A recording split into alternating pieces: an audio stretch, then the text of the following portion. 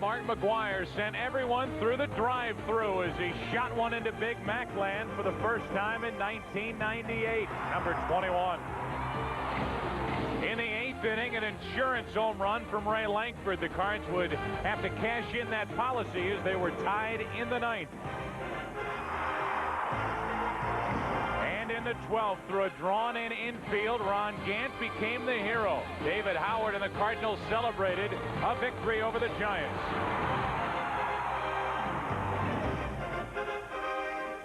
The Cardinals will try for 2 in a row on this 6-game homestand. The rain is cleared, and we are about 15 minutes away from the first pitch of tonight's game. Aybar and Darwin, the Cardinals and Giants on Fox Sports Midwest. Fox Sports Midwest presents Cardinals baseball, brought to you by Budweiser. Brew Refresh Budweiser, the official beer of Major League Baseball. By Southwestern Bell, go wireless with someone you know. By Pizza Hut, home of the new Sicilian pizza. Can you handle it? By your local Dodge dealer, exclusive automotive dealer of the Cardinals on Fox Sports Midwest. And by Southwest Airlines. With fares so low, you have the freedom to go places. Fly Southwest, the official airline of the Cardinals. After the work last night from Kent Merker, the Cards hope for more from tonight's starter, Manny Aybar. A big one for the young right-hander next.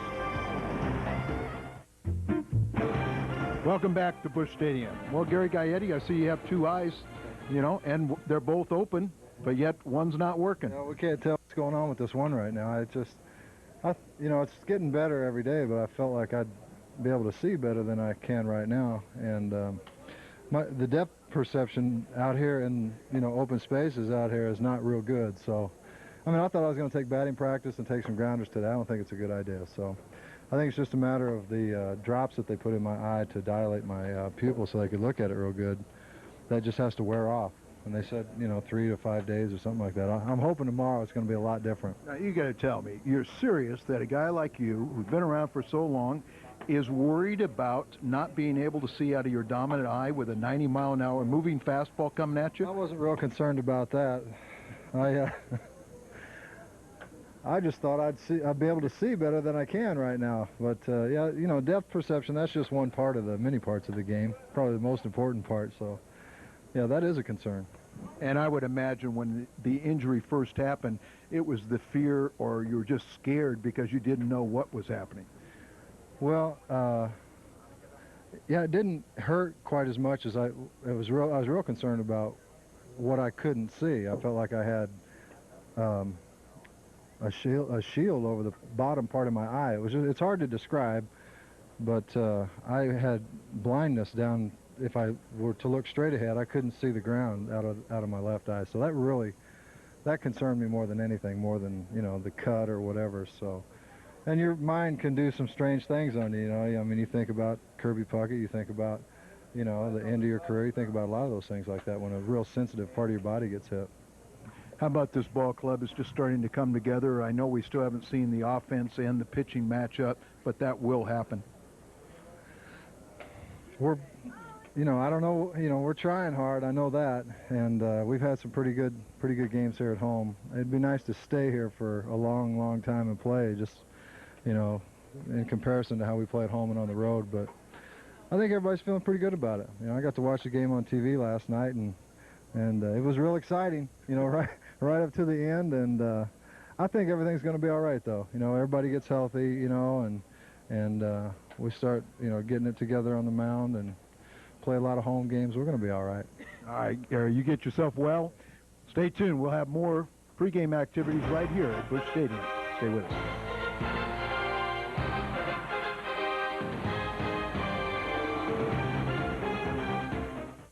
Tonight's starter, Manny Aybar, getting ready for what is a very important start for the young right-hander as he takes on the San Francisco Giants here tonight. And welcome to the ballpark, everybody. Joe Buck along with Al Raboski. Al, you've already put in a half hour's worth of work, man. Are you tired? Are you going to be all right? Oh, I worked outside all day, but I'm ready for a victory. You know, the old guy can get it going. He can still crank it up for a victory. The only thing that scares me, though, if I can get it going as an old guy, what about Danny Darwin? Well, Danny Darwin is a part of the story that we'll talk about in just a moment, but I think we should start off with Manny Aybar. You know, as things are trying to turn around for the Cardinals. Got a great start from Petkazik during the last homestand. Okay in Philadelphia. A good one from Busby, followed by a good one by Kent Merker last night. You know you're going to get something from Stottlemyre every time out. Now you got to have Manny Aybar fall in line, and that's what it's going to take for the Cardinals to turn this thing around. And Joe, we all know he's capable of it. An exceptional young arm. Really does have to learn, though, that you can't just throw fastballs and pump them over the middle of the plate, no matter how hard you throw.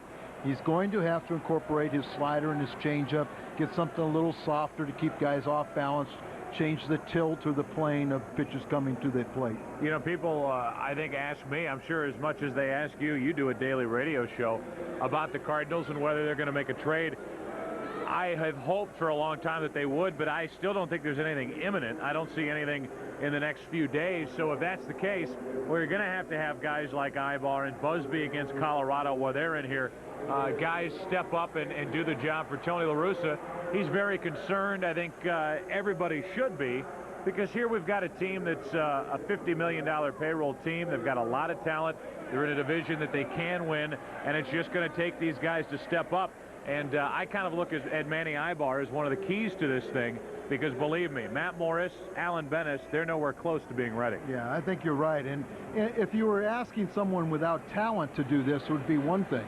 But you got guys in this that you're just asking to step up maybe a little quicker in their progress. So I think these guys are capable. I'm very disappointed that Manny Aybar has not pitched better.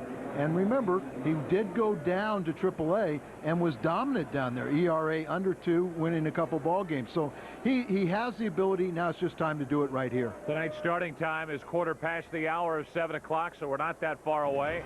The rain is holding off, and it's a pleasant night here at the ballpark. When we come back, we'll talk about Aybar and Darwin, the pitching matchup here tonight. Baker, Renee Latchman handing in the lineup cards as we get ready for tonight's game. Dusty Baker, last year's National League Manager of the Year, and no doubt, Al Raboski, he is one of the best. He seems to have the ability to get some superstars to play and play hard, and I don't think just anybody could manage Barry Bonds. Oh, I agree with you 100%. Remember, he was a very good player in his own right, so that kind of dispels the myth that an outstanding player can't manage. You got to have somebody that's was a guy that rode the bench all the times. But he's a good handler of men, and I think what he does is he just is honest with his players. Yeah, he's very honest, and he gets these guys playing hard, and I don't think there's a manager in baseball that gets more out of what he has than Dusty Baker. They don't have the best talent. Last year they didn't. They won the National League West. They seem to play well, play hard, and they've got a lot of pieces that fit nicely together. You know what he does, Joe, and this is kind of a throwback, is he stresses fundamentals. You know, at a time now where you have so many egos and you let guys do whatever they want to do, that's not with Dusty's program. He stresses fundamentals and he stresses defense, and defense will win you ball games. This is a very good defensive club, the Giants. We'll take a look at our matchup for tonight's game, as we do on every game for Fox Sports Midwest. Our Dodge matchup, Bill Miller, who hit the game-tying home run in the 9th inning last night. What has he done the last 10 days? Hitting over 400. How about McGuire? In the last 10 days, he's hit 7 home runs, driven in 11. And the story and myth, Al, they just continue to grow. It really does. And Billy Miller did hit that pinch hit home run last night on an off day, and then later on got his second hit of the ball game. This kid is, you really have to be happy from him. For DeSmet High School, an overachiever, and a kid that was rewarded by the Giants with a 3-year contract last fall. And to Dusty Baker saying, I love him, because not only has he gotten that 3-year contract, now he's come out and has worked even harder to show people he deserves it. He's one guy who doesn't seem at all bothered by playing in front of the home crowd every time he comes here to Busch Stadium. He seems to do something to help the Giants win. And then there's that guy who last night rode one into Big Mac land, and that is our Dodge matchup here tonight. So we're glad you're with us on Fox Sports Midwest as the Cardinals try to get it going and keep it rolling. They are 4.5 games out of first place behind Houston, and again tonight Houston takes on San Diego at the Astrodome. We need those Astros to stumble a little bit, and they're playing these days without Jeff Bagwell. Well, but you know, it's just the old adage, if you win your own ball game, things take care of themselves. You know, a couple weeks ago we were really worried about Milwaukee, and you look at the standings today, we've leapfrogged over Milwaukee. So you win your ball game, and the other formula will take care of itself. Milwaukee's already lost this afternoon. They lost again up at Chase Stadium to the Mets. And last night, the Cardinals gained a game on every team in the Central Division. It was a big win last night in 12 innings. What do we have in store for us here tonight? We're about to find out as Manny Aybar leads the Cardinals to the field, and we look at our Southwest Airlines starting lineup for Dusty Baker's Giants. They lead it off with Darrell Hamilton in center field. Bill Miller, who we've already talked about, batting second and third base. Barry Bonds, you know the story with Barry. He's hitting third and left. Jeff Kent had 29 home runs a year ago. He's also striking out a lot this season, 50 already. He cleans up. Then it's Stan Javier in right.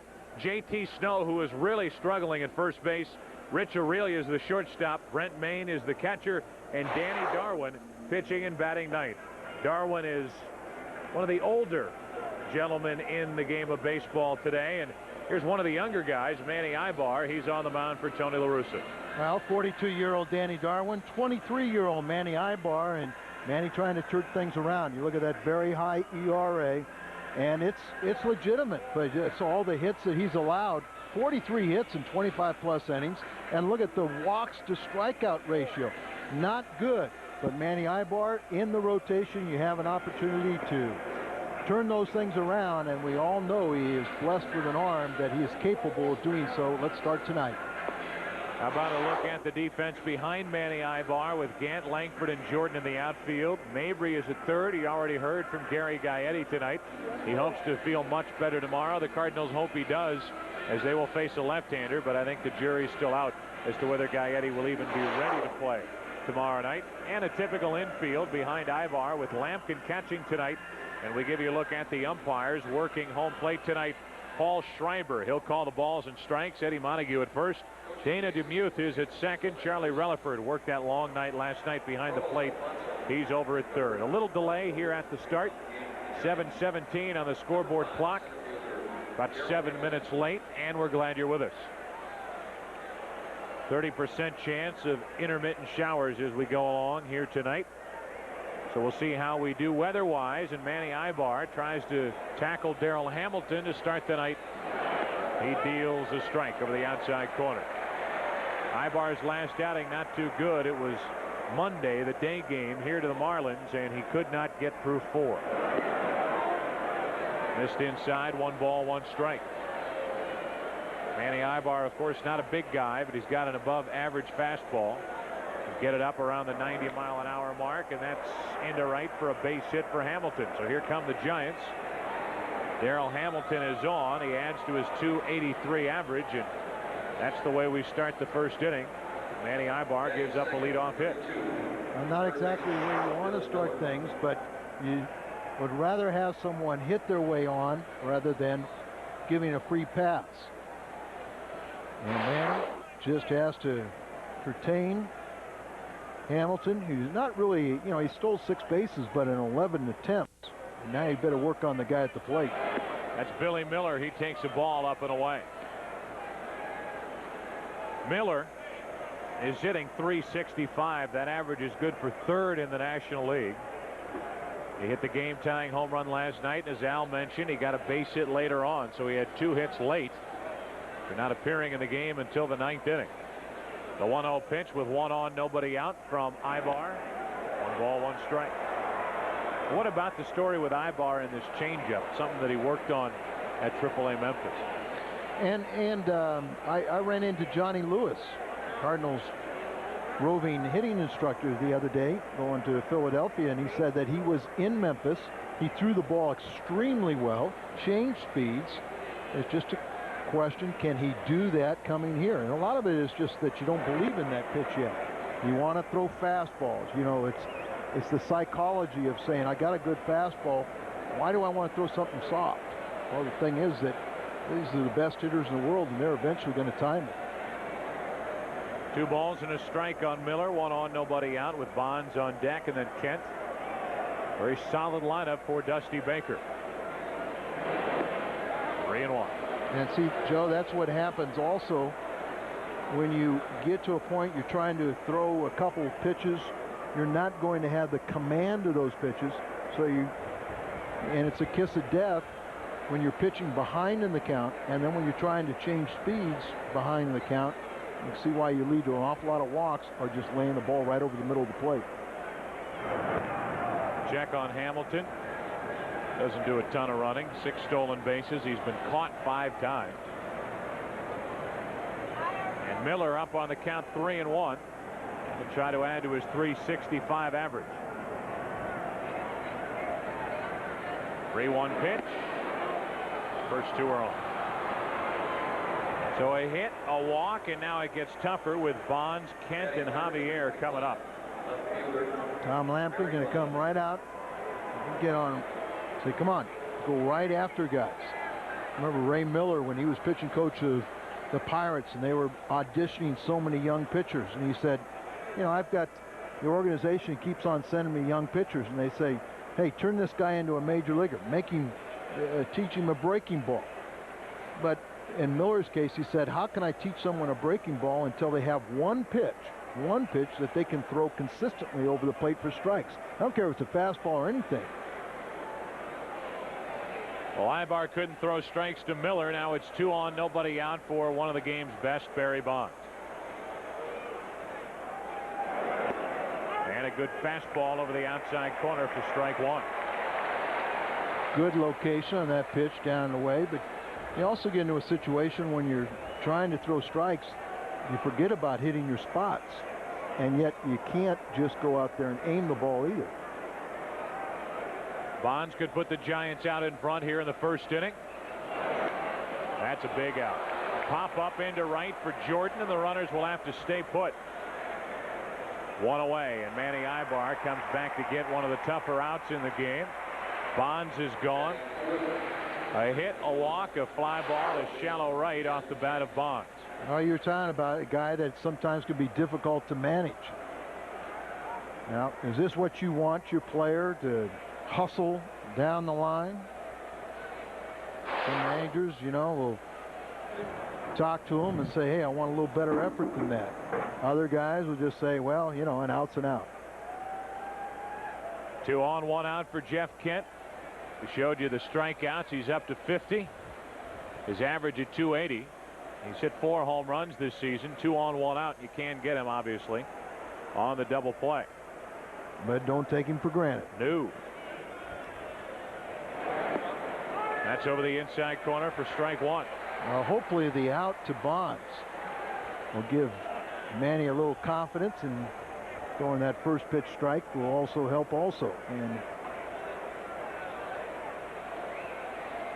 1, 2, 3. Wonder that's 1, 2, 3. Go right after him. Get him out. The 0-1 pitch to Kent. That's backing out of play for strike 2. And now if you're Jeff Kent, you've struck out 50 times, and it's May 23rd. You're probably thinking, uh-oh, here I am 0-2, like I have been quite a bit. I need to avoid the strikeout. Wait a minute. He struck out 50 times, Joe?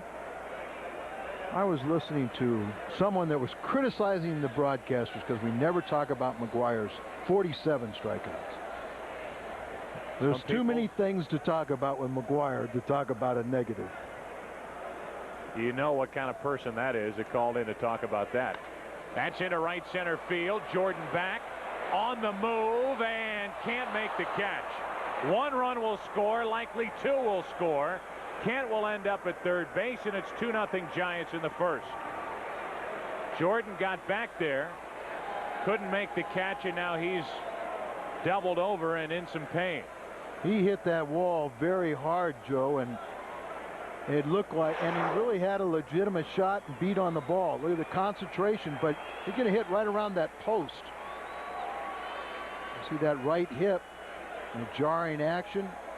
Hamilton, he's going to play it safe halfway, make sure the ball gets down. Thought he caught it there for a second, but once the ball hit the ground, he easily scored. So did Miller on the triple. And Brian, you know, he doesn't shy away from any wall, and he hit that one pretty hard. Well, a mistake for Manny Aybar on 0-2, and the Giants take a first inning lead. I think you're right. It's probably something with the lower half of his body as his right knee or hip banged into that padding out in right field. Cardinals are obviously short on their bench because of the injury, the eye injury to Gaetti. And Jordan is trying to stay in this game and will. Now watch too, you know, you have that padding out there, but it's close to a seam. The seam right there where you said could have been the left knee or the right hip or anything, but you know, that's a jarring effect. He's had a few of those in football, but he didn't come out here expecting that one today.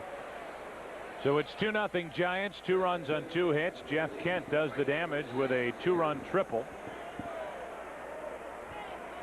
And here's Stan Javier. One thing the Cardinals had been avoiding the last few days was falling in that first or second inning hole. Well, that's gone now, and Aybar's had a long first inning already. A single, a walk. He got Bonds, but on 0-2, he made a mistake to Kent. What you think? I thought that ball traveled extremely well out there. I agree.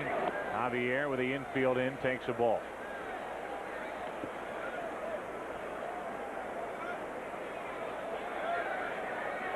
Stan Javier, the numbers with runners in scoring position.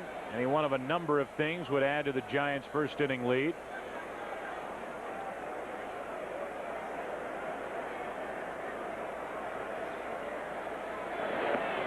Not even close. 2-0.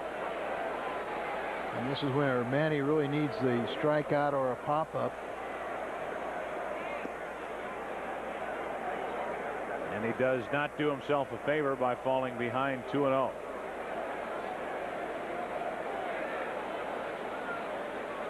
Kent, the runner at third with 1 out, 2 balls, no strikes on Stan Javier. 3-0.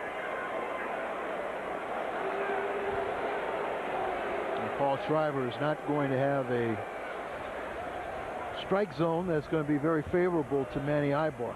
See that right now, and quite frankly, he doesn't deserve one. 3-0 on Javier. Well, they turn him loose. Runner at third, 1 out. 3-1.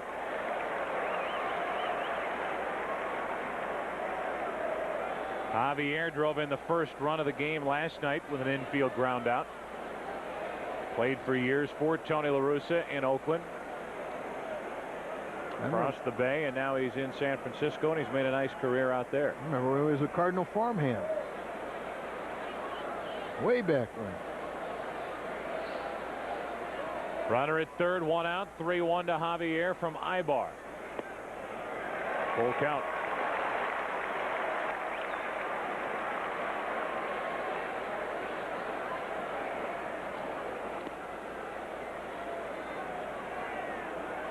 Hamilton led off with a base hit, and then the walk to Miller. After Bonds was taken care of, a 2-run triple by Kent, and now the 3-2 to Javier. Runner at third, 1 out. Just missing. Ball 4, and it's first and third, 1 out. Second walk of the inning, and trouble continues for Manny Aybar. Cardinals, as we mentioned, got a great start last night from Kent Mercker, who pitched into the 9th inning. And he avoided long innings such as these. The Giants have 2 on, 1 out, and have JT Snow at the plate, who is hitting 182. Now JT really going through some tough times with his mother, and saw Dad Jack here at the ballpark. Said Mom feeling better the last couple days with JT in town and living at the house, but tough enough to play this game when everything is on an even keel, or everything's going right for you on and off the field. And he's a quality guy. He still hasn't let it affect his defense. He's still a Gold Glove first baseman, and he'll just battle through it. He's hit the 1 home run. It came while batting left-handed. First and third, 1 out. And a 1-ball, 1-strike count from Aybar. Manny Aybar just doesn't look like he has the confidence in his stuff to go right after hitters. He's trying to make the perfect pitch, and In doing that, he's missing and falling behind. Yeah, and it's very, very surprising and disappointing because obviously that's not the approach he made at Memphis. He was very confident and went and attacked hitters. 2-1 on Snow. You know, the velocity is up, but his pitches are up out over the middle of the plate, not making very many quality pitches. And we've seen him pitch too well in the past, and we know he's got a good arm that's healthy for these kind of results. It's just concentration. 2 balls and a strike on Snow. 23rd pitch of the first inning coming here from Aybar. That is a perfect pitch. Snow didn't think so, and the count 2-2.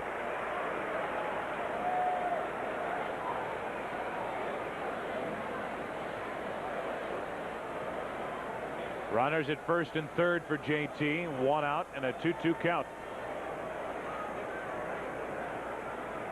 Good production from Snow. He's driven in 17. The runner at third and less than 2 out. Here's another chance for JT, and he took ball 3. 3-2 with a right-handed hitting Rich Aurelia on deck. Danny Darwin, the right-handed starter for the Giants, already has a 2-run cushion before he steps out onto the field. Snow would like to add to it. Darwin's 4-2 on the year and 3-0. Got a 3-game winning streak going. 3-2 pitch. Runner at first goes, and a shot into center will get a run home. Langford back to make the catch. Tagging and scoring is Kent, and it's 3-0 Giants here in the first inning.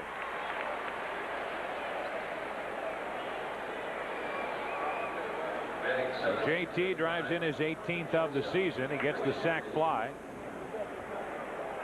And with a runner at first 2 out, the batter will be Aurelia. A lot of pitches had been up, and he was riveted on that ball, watching the point of contact. You throw pitches that are up, and that's a pretty easy way to get a sacrifice fly, and that's what JT did. Now Aurelia, 1 on, 2 out. The numbers for Rich. He's kind of taken over that shortstop position for Dusty Baker. They also have Ray Sanchez.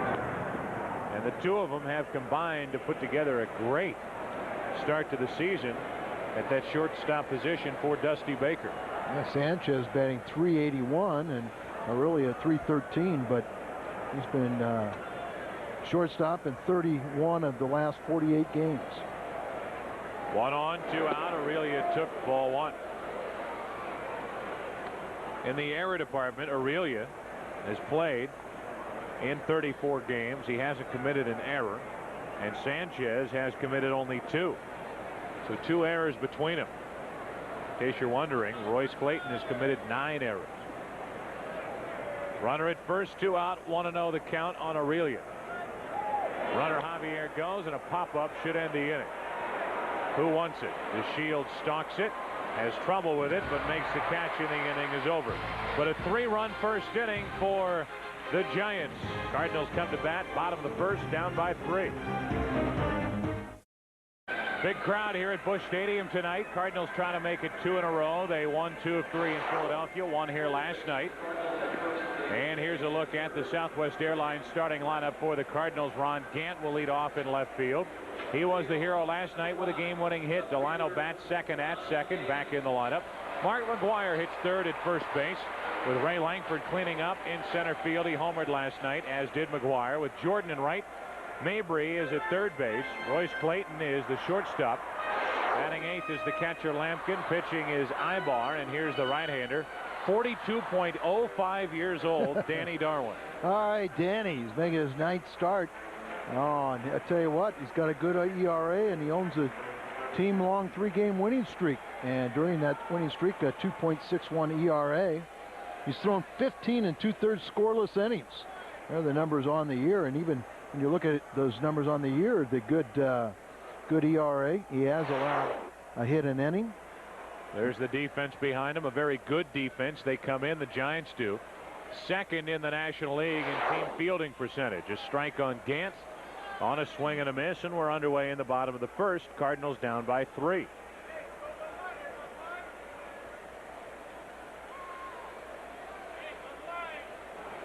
Gant hitting .238, but 10 home runs. Big breaking ball and a fly ball into left.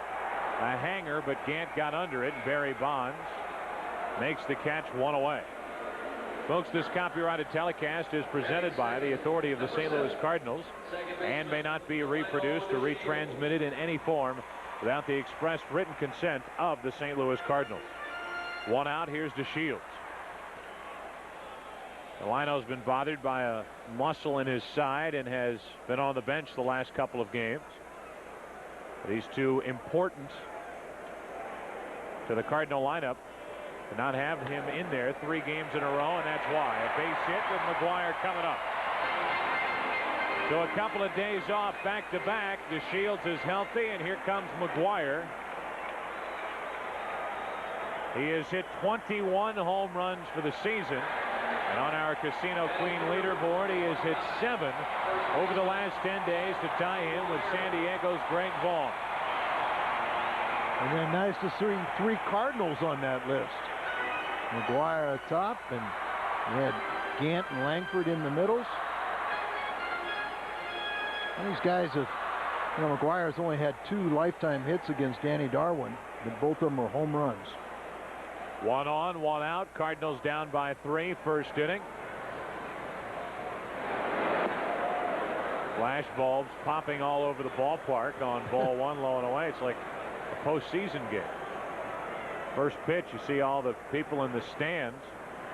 See their flashes going off, and that's the way it is in these pitches to McGuire. At least it was in the first one. 1 on, 1 out, 1-0 the count. And a foul back here, and those flash bulbs going off again. I guess everybody's got a basement to fill. Put photographs up on the wall. Here's me in section 290 taking a picture of Mark McGuire on May 23rd. Some of these folks were here last night. Maybe stopped by McDonald's on the way down to the park. Got a free Big Mac thanks to the guy at the plate. That is one of the weirder foul balls you'll ever see. For strike 2. I wonder if you get 2 Big Macs for that one.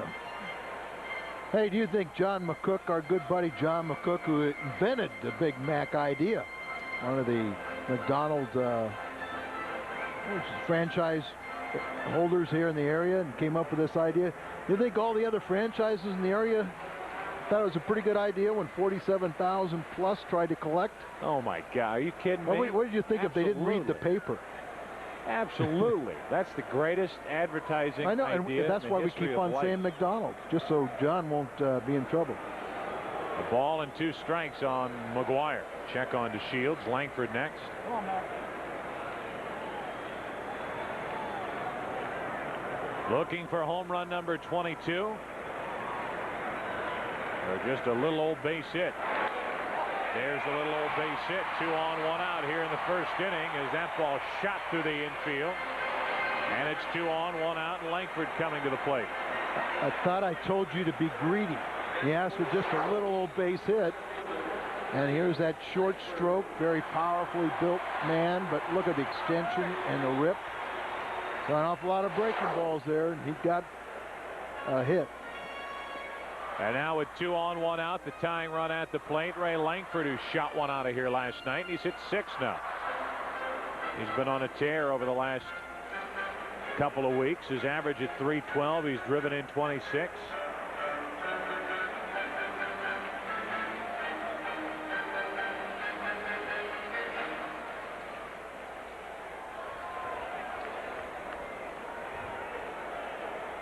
I don't know why Darwin is slowing it down as he is, but he has come to a screeching halt. And now Brent Maine pops up, the catcher, and goes through some of the signs for the infield. Well, part of the problem is probably with Darwin. This is his first start in 9 days. He got skipped the last time because of a travel day. A ball low to Langford, 1-0. Did pitch an inning in Milwaukee in relief, but when you're 42 years of age, you're a creature of habit. 20 plus years in the big leagues, you like to pitch every 5th day. So let's jump on him early. Yeah, although there aren't many 42-year-olds that can pitch every 5th day. I tell you what, they got another gray beard down there that they're 5-0, you know, recently. Hershiser and Darwin. 2 on, 1 out. Darwin facing Ray Langford, the Cardinal cleanup hitter tonight. Jordan next.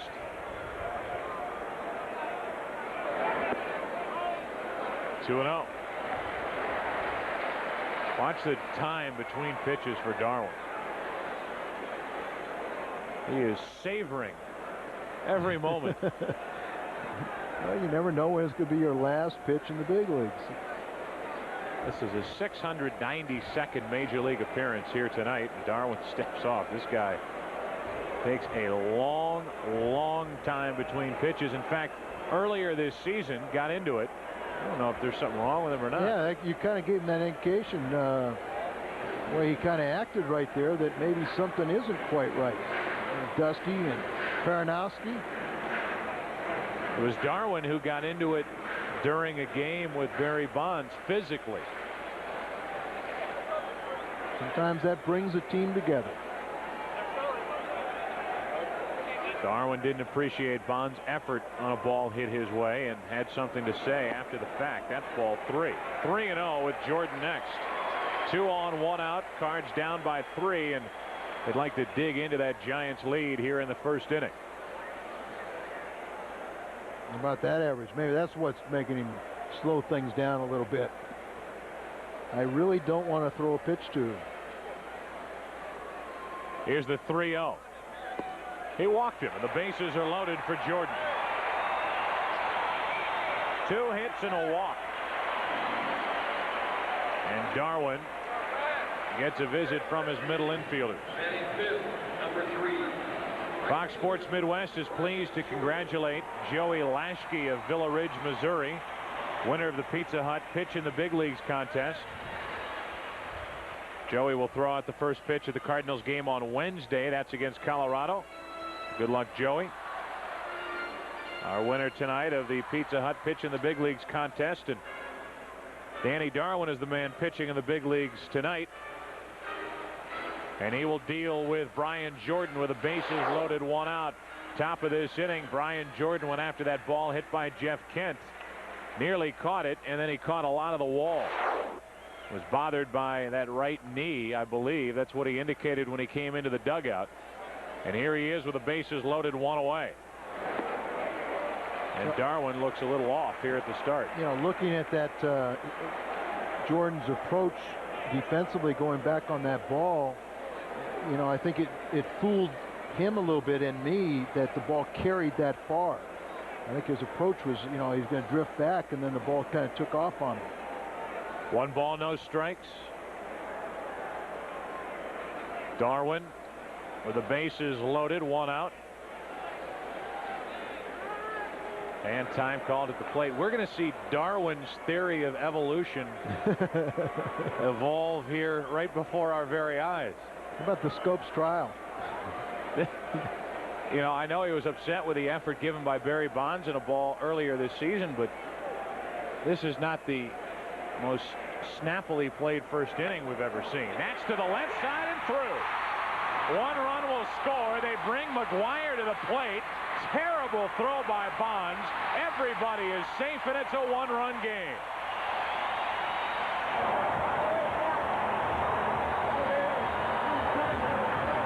Well, when I saw McGuire, and there was no way he was waved home, he just put his head down and came home. I mean, I couldn't believe it. He should have been thrown out by 30, 40 feet. Renee Latchman waved him home. I guess he did, yeah. And McGuire scored. You talk about a terrible throw from one of the game's better outfielders. Jordan got it through. Limped a little going around first, and now it's a 1-run game with a tying run 90 feet away. But Barry Bonds has to make a better throw than that. I mean, oh, no kidding. But it wasn't even close. I mean, he makes any kind of throw. McGuire is thrown out by 20, 30 feet. Now Mabry with runners at the corners. That's into the backstop for strike 1. You know, we're talking about a Gold Glove outfielder there. I'm not talking about somebody that can't throw. And I mean, I think it just shocked him. He just said, I'll just throw it back in, and they challenged him. Got away with it. Take a look at that throw. This is awful. Look at that.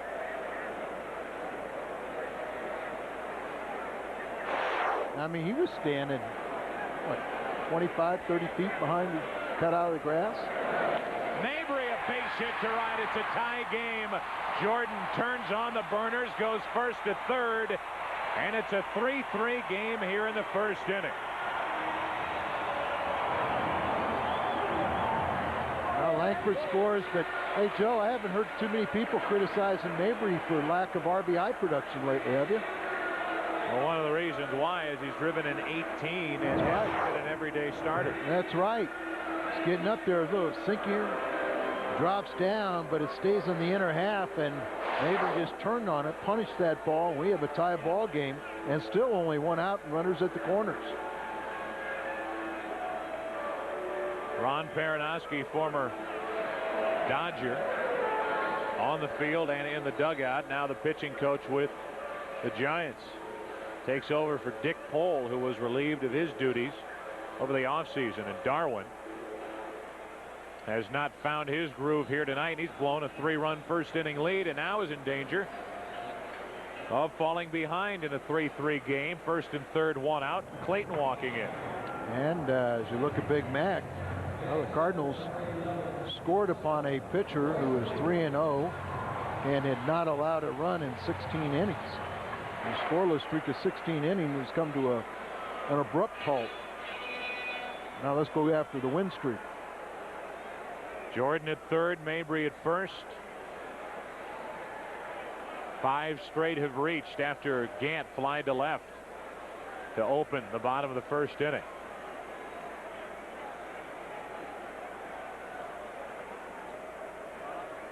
Runners at the corners for Clayton, and the ball low.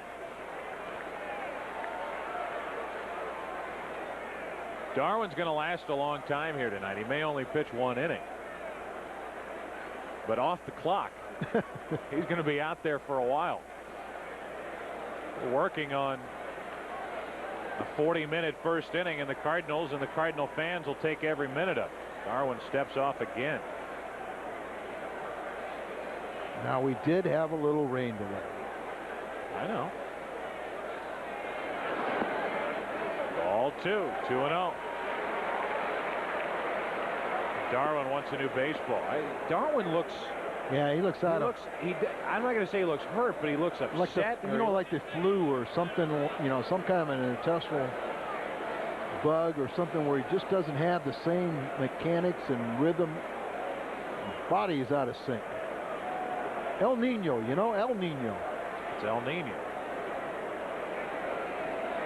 First and third, one out. The 2-0 to Clayton. 2-1.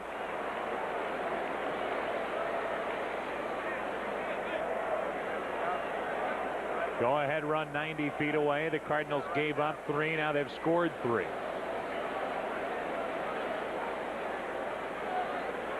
We're in the bottom of the first of a 3-3 game, and just a stall tactic. Mabry's not going anywhere, you wouldn't think, but maybe he might take off, but not with a lead where a throw over is going to get him. Held on by Snow at first. Cardinals could get aggressive and start the runner. Not going, and Clayton drives one to center. Back is Hamilton to make the catch. Jordan tags and scores. Mabry tags and goes to second, and the Cardinals take a 4-3 lead in the first. Clayton gets his done with a sac fly to center. Gave that ball a ride for his 15th RBI, a sac fly. Ryan Jordan, good base running. Immediately just went right back to the bag. Good wood on that. Out towards the end of the bat extension, lifts the ball. Hamilton drifting back on the ball, reaches up and makes a catch. Now Mabry was playing halfway, and then he did get back to first base and was able to tag up and get himself in scoring position. And now Lampkin looking for the 2-out RBI hit. Even though Gant was the one who got the game winner last night. And he grabbed some headlines. Lampkin got probably the biggest hit of that inning. After Howard had singled with 1 out in the 12th inning, Lampkin was up on the count, and the Cardinals were aggressive, started the runner, had the hit and run on, and now Lampkin's hit into left center field made it first and third, and that set it all up. Oh, it really did, and let's hope Tommy Lampkin's got his battery recharged. It was on empty there for a while. Good breaking ball from Darwin. 1 ball, 1 strike. A 7-run first inning. 3 for them, 4 for the Cardinals. They're in the bottom of the 3rd at Houston behind Mark Langston. The Padres lead the Astros 1-0. Cardinals lead here 4-3. 4 runs on 4 hits. 1 walk mixed in. Lampkin took ball 2.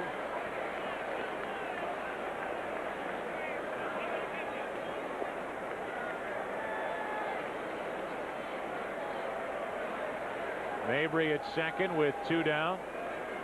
Lampkin, a former Giant, trying to get his old teammates again, and there are a lot of guys left from when he played out there. 3-1 with Aybar, the Cardinal pitcher, on deck.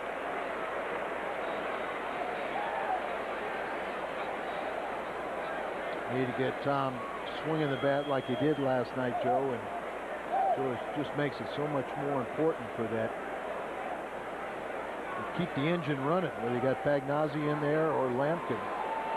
So they'll walk Lampkin on the intentional walk and hand it to Aybar, and at the very least the Cardinals have scored 4 to take a lead and get Aybar to the plate and out of the way here in the first inning. But there's more to Aybar than that.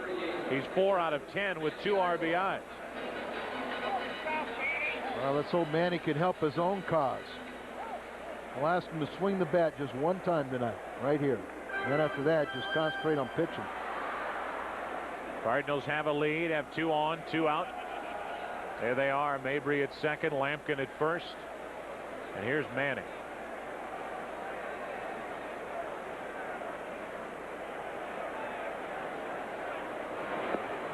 Ball 1 to Aybar from Darwin. Want to hit the jackpot tonight? Sure. Bet that neither one of these starters are going to complete the game. I like the chances of that. Aybar threw 27 pitches in the top of this inning. Darwin has thrown 25. 2 on, 2 out, 1-0 the count on Manny Aybar. Over the outside corner, 1-1. 13 balls, 13 strikes.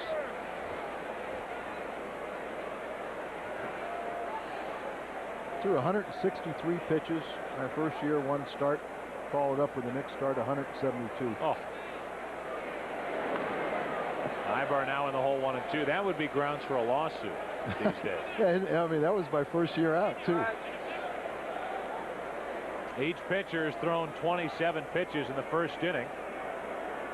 So Aybar's got him beat there, too. It's going to take at least 28 to get out of this for Darwin. I'm told that's a total of 54 pitches so far thrown in the first inning. We'll verify that. We were just letting the people in the neighborhood get here to the ballpark. It's another big crowd. 2 on, 2 out. Aybar to the shortstop Aurelia.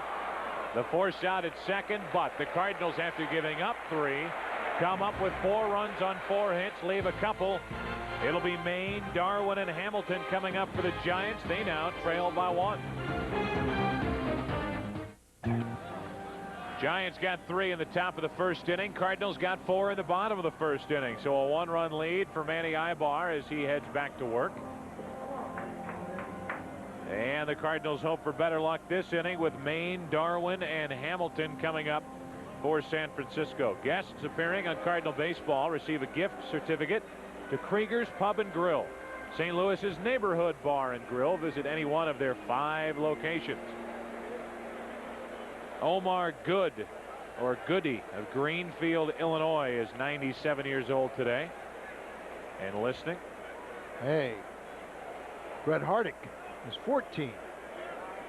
He was up here in the booth looking for you, Joe.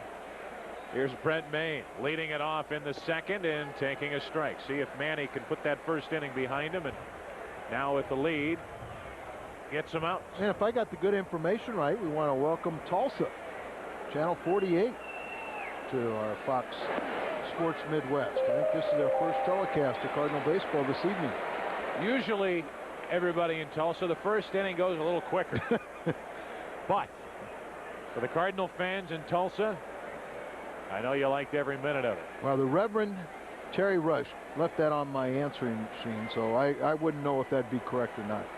1 ball, 2 strikes on Maine, a .306 hitter with a couple of home runs. Terry also claims to be a baseball player. He claims, and we can verify he's not. Maine, then the pitcher, then Hamilton for the Giants. Aybar up on the count, 1-2. And Maine will stay up there at 1-2. Brent Maine has been a backup catcher pretty much throughout his career. He's done a great job for the Giants off the bench this season. Had quite a few backup catchers go through the Giants, including the Cardinals starting catcher tonight, Tom Lampkin, who calls for this pitch on 1-2. Should be the first out. Gant can find it.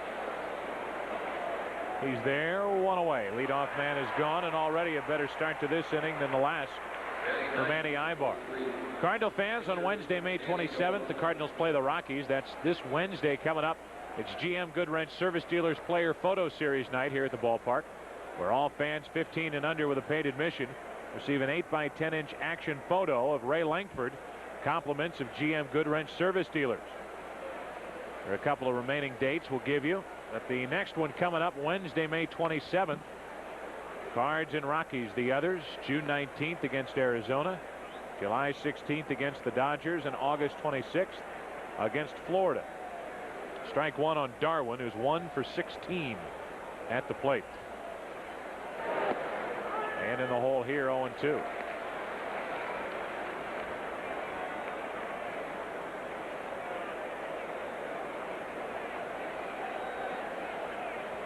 Darwin on 0-2 with the bases empty and Hamilton on deck. Strikes out looking, and that's strikeout number 1 for Manny Aybar. Danny Darwin has a few parting shots for the home plate umpire as he heads off, 2 out.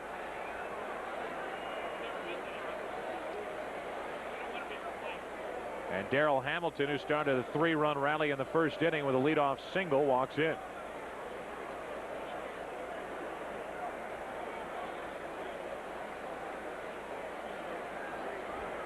Hamilton came up through the Brewers organization.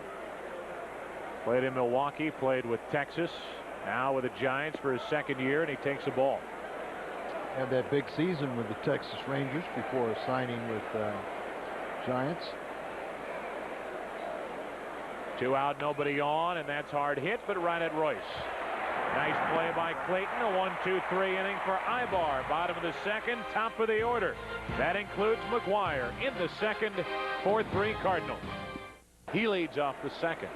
Cardinals lead 4-3. Without hit the Giants 4-2. And Gant, who got the game winner last night, flying to left his first time, takes a ball from Danny Darwin. I know Darwin has been around this game a lot longer than I have, and maybe a lot longer than I ever will be as he catches the inside corner. But one way to keep your defense in the game behind you is to pick up the pace a little bit. And I think that factored into that long first inning and may have factored into the throw by Bonds, which was alarmingly wide on the play at the plate.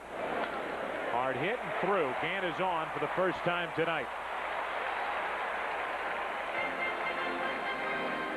And Joe, it's even more important for the defense to be on their toes, because Darwin's not the kind of guy who's going to strike out me. He's throwing breaking balls from different angles, trying to do whatever he can to trick people.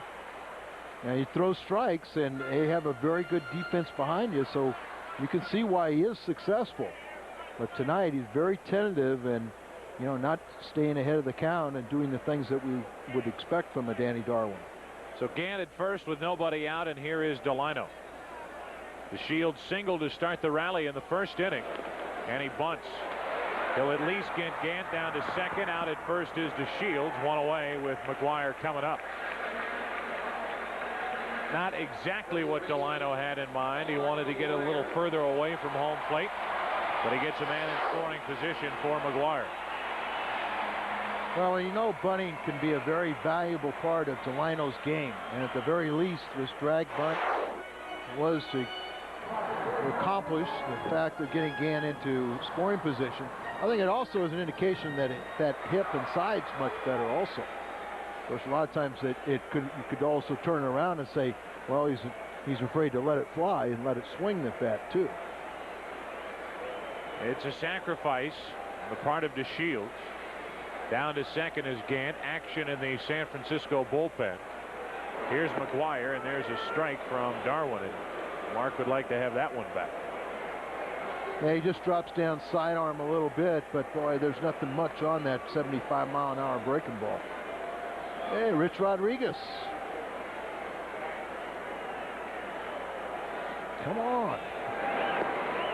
1 ball, 1 strike. McGuire is in search of home run number 22. He's got 54 RBIs, which is not the Major League's best. Gonzalez, we've got 3 or 4 more. Juan Gonzalez is up to 59.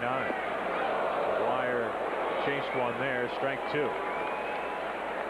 And Mac way out in front, 80 mile an hour. 408 home runs. Got number 400 in New York. They got a few in one night in Philadelphia. He had a monstrous blast here last night, but he's set up here at 1-2. That gets away. That'll put Gann at third with only 1 out. The RBI chance even easier. So the wild pitch now puts a runner at third. A single, a bunt, a wild pitch, and a runner at third with 1 out. Let's take a look at where this wild pitch ends up. See, he was so far out in front of the plate. Name trying to smother it, and it bounced high off the chest protector and got away from it. So now with Gann at third, he will take his lead tentatively as he creeps closer and closer to McGuire with no glove to protect his body. Gann's telling Lashman, you come up here, you get in front of me. 2 balls, 2 strikes on McGuire. 3-2 with Langford on deck. Well, I really would doubt that McGuire is going to see much here. Obviously, breaking ball should be a slider down away or something, you know, really sidearm. Dusty has Rodriguez ready. Fastball. But he missed with it, and it's runners at the corners, 1 out for Langford, and we'll see if they stay with Darwin.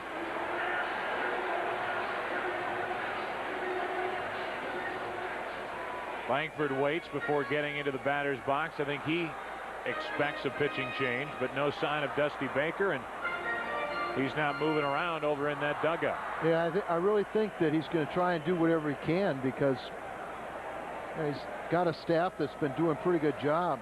You know, they got a 3.48 ERA versus the Cardinals 5.03, but you still don't want to go to the bullpen so early and disrupt things for the next couple days. Runners at the corners, 1 out for Langford. Strike 1. Langford his first time walked. And by the way, Darwin has now walked 3 with that free pass he handed to McGuire. Well, we showed earlier where Langford hitting .500 against Darwin, and so many of his pitches delivered sidearm. That left-handed hitter really gets a good look. Now Rays set up at 0-2. If you show the release point to a batter, if he has an unobstructed view, you know, you don't have the body being contorted or throwing the glove out or something like that. If that left-handed batter can pick up that release point from a side-arming right-hander, they're way ahead of the game. Cardinals lead 4-3, have a chance to add to it. First and third, 1 out. But Langford set up at 0-2. Ball and 2 strikes. Cardinals put 5 men on in succession in the first inning. And took a lead on a sac fly by Clayton after RBIs by Jordan and Mabry. That's well hit into deep right center field. At the track, at the wall, gone. A 3-run shot and a 7-3 Cardinal lead.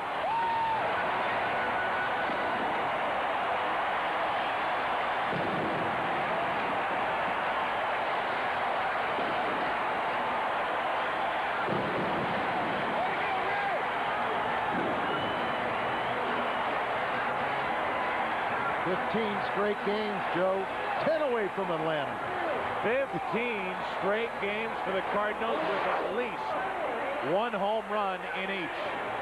Yeah, that sinking pitch, but remember, a left-hander's a low ball hitter, and he didn't get it far enough away where he could extend his arms and go get that pitch. That pitch another 3 or 4 inches, and you saw Brent Mames start to reach back over the middle of the plate. If that's 3 or 4 inches further away from Langford, it's a great pitch. Jordan gets a base hit into left center field. He's thinking 2. Bonds couldn't cut it off. Jordan's got a double. And with Mabry coming up, I think Darwin is leaving us. I would think that's the case. An early shower for Danny Darwin. And Dusty may not want to do it, but this is tough to leave Danny out there right now. A lot of arm action, but the ball elevated, staying right in the heart of the zone. And really, Jordan, when he stopped around second, he was really kind of hobbling. Kind of made that little turn as Dusty makes a motion to bring in Rich Rodriguez, next victim. An inning and a third. 7 runs, 7 hits, 3 walks, no strikeouts, a wild pitch. And on the record tonight for Danny Darwin, this home run from Ray Langford, 7-3 Cardinals. There's the guy that caught the home run hit by Langford. He made a great catch, Al, with his baseball cap, wearing a McGuire jersey. It just figures that he'd catch a home run.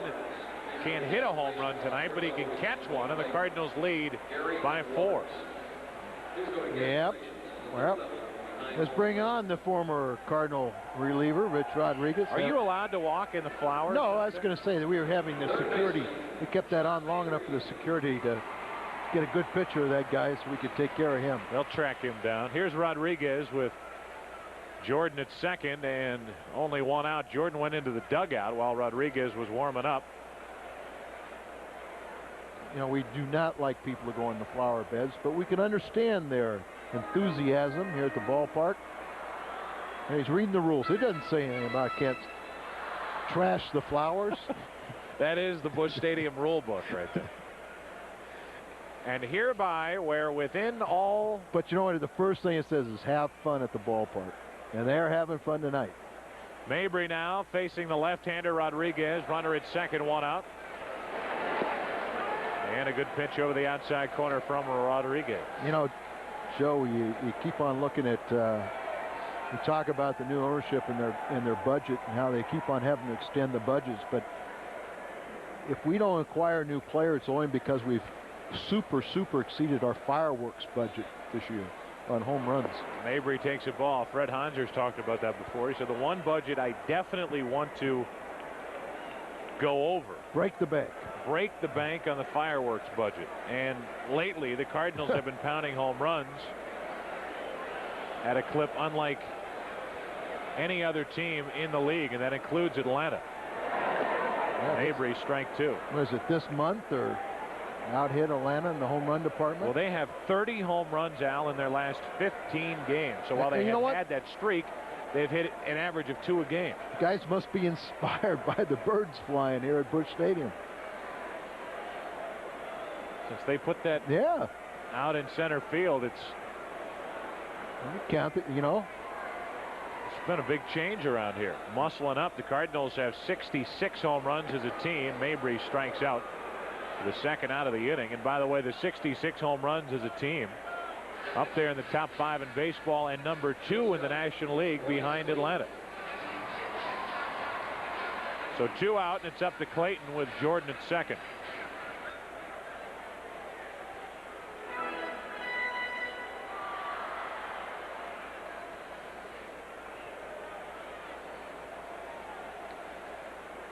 Big blow of the inning, and probably the biggest swing of the bat so far, Ray Langford. In this inning, a 3-run home run to make it a 7-3 game. Here is Clayton, runner at second, 2 out, and the ball high from Rodriguez. Tonight is the 13th game since the Birds have been installed out there in center field. And the Cardinal streak is 15 games. May fly after a Cardinal home run like the old one at Sportsman's Park and Old Busch Stadium. The 1-0 to Clayton. 1 ball, 1 strike. Royce would like to bring home that extra run with 2 out. Cardinals lead by 4. They've out hit the Giants 7-2. We're only in the second. If you were out and you came home and you thought, well, I can't tune it in until about 8:15 or so, don't fret. 2 balls and a strike. This game is an hour old exactly, and we're in the bottom of the second. Yeah, now there's no excuse. There's no clock. There's no clock to this game, Joe. Settle in, have fun, and let's just continue to see the Redbirds pound away. Here's the 2-1 to Clayton. Big swing, 2-2.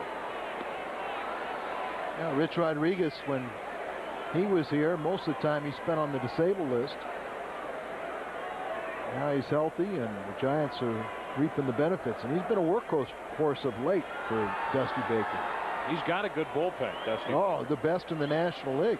Anchored by Rob Nen, but a lot of good setup, man. A couple of nasty left-handers, Rodriguez and Poole. 2 balls, 2 strikes. That's into right, pretty well hit, but Javier back to get it to end the inning. Cardinals lead 1. They've stranded 3, but in the inning, Langford's home run makes it a 7-3 score. Gant liked it. The crowd liked it. Cardinals up by 4 after 2. They were packed in here last night for Beanie Baby Night. Tomorrow they'll be packed in here for T-Shirt Day. Coca-Cola and Deerbergs present T-Shirt Day tomorrow. Cardinals and Giants at 1:10. All fans age 15 and under with a paid admission. There's no limit. No first 20,000. None of that. All fans age 15 and under with a paid admission receive a T-shirt designed like the Cardinals' new batting practice jersey. The names of Langford, Venice, Jordan, and Morris on the backs, courtesy of Coca-Cola and Deerbergs. That's tomorrow. Hope you join us. Ball 1 to Bill Miller. Cardinals lead by 4. We're in the 3rd. Miller, Bonds, and Kent. Is that a changeup? Changeup there, a real good one. You know, I mean, it's a little bit different on. You know, oftentimes you think of a changeup to a right-hander, you want it down and away, but a left-hander, you know, you throw that ball down and in to a left-hander, it can be a little troublesome. So it's that whole situation, not only changing speeds at the same arm action to the hitter, appearing to the hitter, but you got to worry about location. Miller fouled another away, and it's 1-2. Leading it off here in the 3rd inning. Miller is gone, and the strikeout, and Aybar has settled down. He's now struck out 2, and he takes care of their best hitter. Well, Joe, if you were asking Manny Aybar to do something he's not physically capable of doing, that's one thing. But we know he is capable of throwing the ball. And look at the movement on that pitch. Bottom just fell out of that one. Maybe he's going to have a little more confidence. He's got this lead. He can settle in, just relax, and just let his natural ability take over. Bonds takes a strike over the outside corner, and he didn't like the call. Much like with McGuire, they had the shift. The Cardinals do with Mabry, the lone man on the left side of the diamond. 1 ball, 1 strike.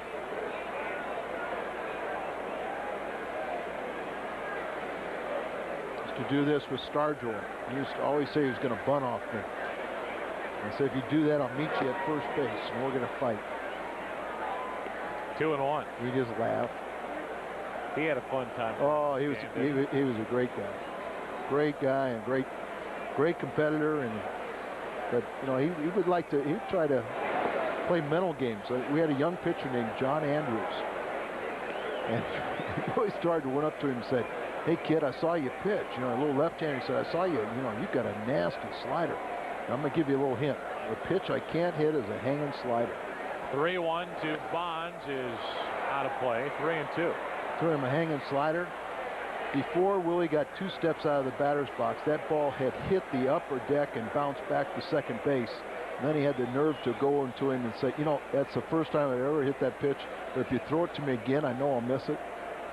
Did he do it again? No, I don't think he lasted that long. 3 balls, 2 strikes on Bonds. 1 out, nobody on. You don't want walks, up by 4, and that's what Aybar gives Bonds. 3rd walk issued by Manny, and the batter will be Jeff Kent, who could make it a 2-run game with 1 swing. Now you just mentioned a couple strikeouts. Now his 3rd walk, so not the good ratio. And you touched on it. You know, I mean, even if Bonds were to hit it out of the ballpark, that's one thing, but you open up the floodgates by walking people and start giving up the multiple hits. Here's Kent. He has the biggest hit of the night for the Giants in the 1st inning. A 1-out, 2-run triple. He scored the 3rd run of the inning. That might be. Mabry starts it, out. Over to first, out. 5-4-3, and that's the way to follow a walk. A double play. Mabry's getting along so well at 3rd. Bottom of the 3rd. Cardinals lead by 4. Cardinals baseball on Fox Sports Midwest is brought to you in part by your local Dodge dealer, exclusive automotive dealer of the Cardinals on Fox Sports Midwest. By Pizza Hut, home of the new Sicilian pizza. Can you handle it? And by Auto Tire, the home of bottom line pricing. Glad you're with us here at the ballpark as we move to the bottom of the 3rd inning. Big crowd here as the Cardinals fell behind 3-0 in the 1st, came back with 4 in the bottom of the inning, added 3 on a home run by Ray Lankford in the 2nd, and Rich Rodriguez deals strike 1 to Tom Lampkin. Tom walked back in that long 1st inning.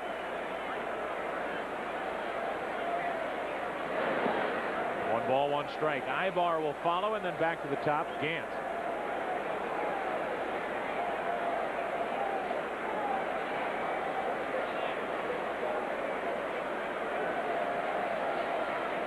Tom hitting .237 with 4 home runs.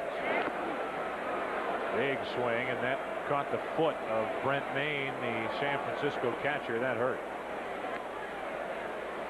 Richie, 85 opening day this year. Birthday was in March. Pitched with the Cardinals in 94 and 95. 56 games in 94 and only 1 game in 95. Remember, he said he had a little trouble in spring training, said, yeah, I'm fine, signed a contract, then came out through one game, first game of season or 2nd, and then got an inning and 2/3, and said, nope, shoulder hurts. I think he had 2 surgeries that year. Lampkin pops it into left for Bonds. 1 away, and Lampkin's 0 for 1. That'll bring in Aybar. You are correct, sir. Had a couple operations, and finally he's done the trick. He had to go to minor leagues with Omaha and the Royals before he worked his way back to the big leagues. Base is empty for Manny, who bounced into a force out with 2 on and 2 out in the 1st. He has settled down on the mound, did walk Bonds, but got around it thanks to a double play ball off the bat of Jeff Kent. Cardinals lead 7-3 here in the bottom of the 3rd.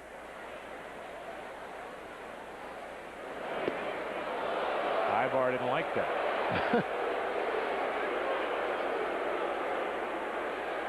It was an inside pitch. Wasn't even close.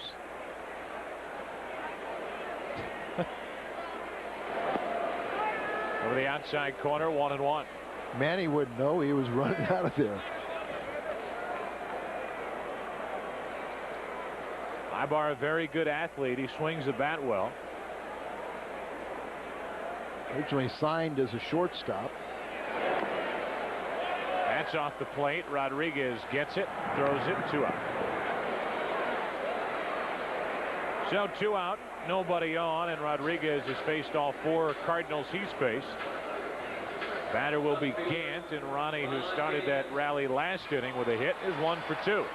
And his average is creeping up. It's at 242 with 10 home runs and 23 RBIs.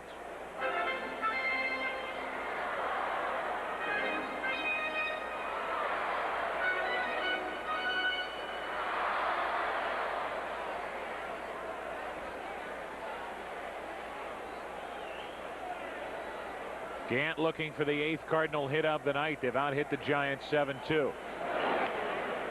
Off Rodriguez. That's going to be tough. Aurelia with a bare hand. Good play. 1-6-3 to end the inning. Cardinals go in order for the first time tonight. We sail into the 4th inning here at Busch Stadium. Javier, Snow, and Aurelia coming up for the Giants. Good play by Rich Aurelia.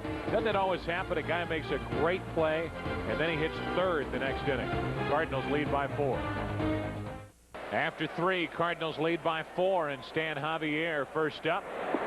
Takes a strike from Aybar. Javier walked in that first inning when Aybar allowed a leadoff hit, followed by a walk to Miller. Bonds flat out, but Kent tripled home 2 and scored on a sac fly by Snow. Big swing by Javier, strike 2. Stanley stuck around the big leagues quite a while.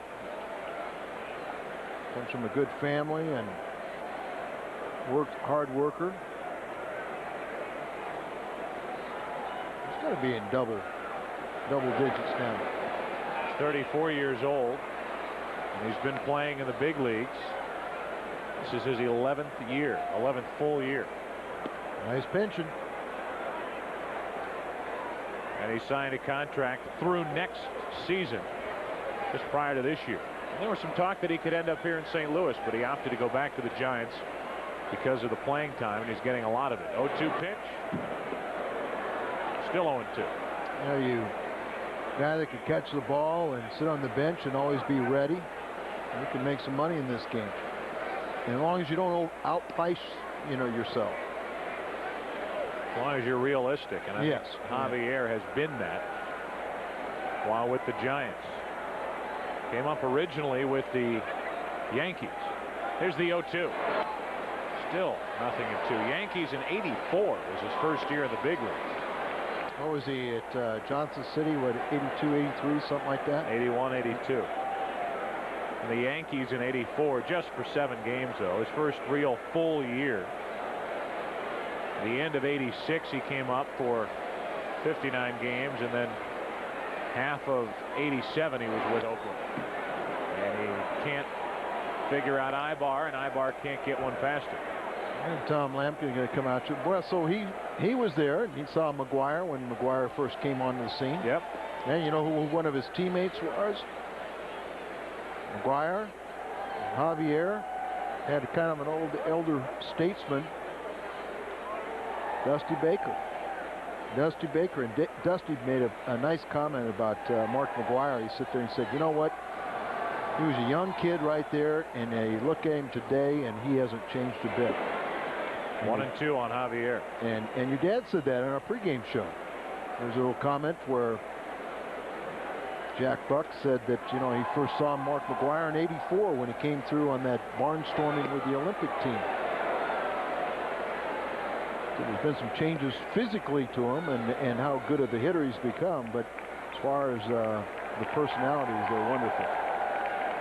2-2 on Javier leading off. Good at bat by Javier. Dusty Baker came up through the Atlanta organization, but made his name with the Dodgers. Played in LA from '76 to '83. Some great years with the Dodgers, some championship years. Was with the Giants in '84 and then Oakland for '85 and '86. And I think if you talk to Dusty, and he'll tell you there was an awful lot of important conversations he had with Hank Aaron.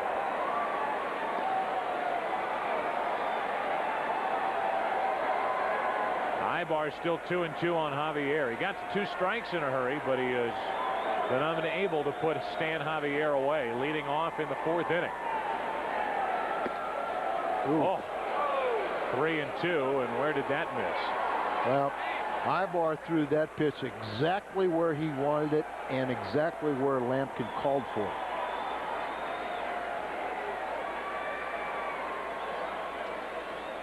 Now the 3-2. Another foul. Javier, a tough out for Aybar here to start the 4th inning with Snow and Aurelia. Anybody gets on Maine, anybody after that, the pitcher's spot.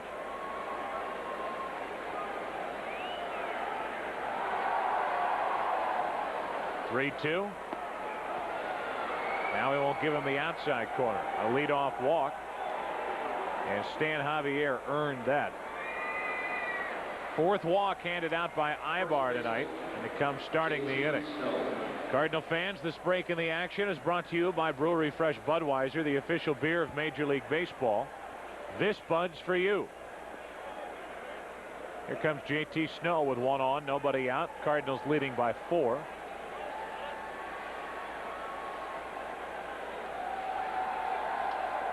Another guy you can get on the double play ball if he will hit it on the ground. Doesn't do that a lot. Strike 1 from Aybar.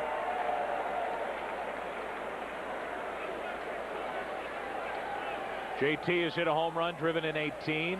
Number 18 came in the 1st inning on a sac fly. Scored Kent from 3rd with 1 out.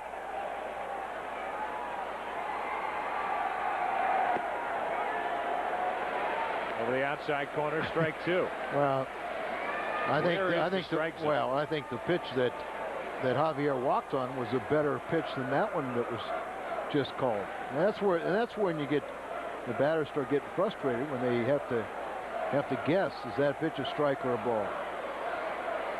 Here's the 0-2. Into left field, rather well hit, but Gant is there to get it. 1 on, 1 out as Javier goes back to 1st. So Snow retired for the 2nd time tonight. The other on a sac fly, and here comes Aurelia. Rich popped up to end that long 1st inning. Aybar headed to the dugout, sat there as his teammates came up with 4 runs on 4 hits in the 1st, came up with 3 runs on 3 hits in the 2nd. And we'll have DeShields, McGuire, and Langford in the bottom of this 4th inning. The 2, 3, and 4 hitters will bat for the Cardinals. Back to Aybar, and he knocks it to Mabry. His throw got him at 1st. What a good play by Mabry. 1-5-3 for the 2nd out of the inning, and that's where you get to see just how good of an arm John Mabry has. And also, you know, he knew what type of release. Hanging breaking ball. Several bounces there. It does look like it goes off his right shoulder, deflects over towards Mabry. Now watch him come in. Instead of going over the top, he slings the ball from the side with something on it and good direction. That's what makes him have the ability to go from the outfield to 3rd base, is because he has that strong, but it's a most accurate arm. Now a runner at 2nd, 2 out for Brent Mayne, who could dig into the Cardinal lead with a hit. Mayne is 0 for 1. He flied to left his 1st time up.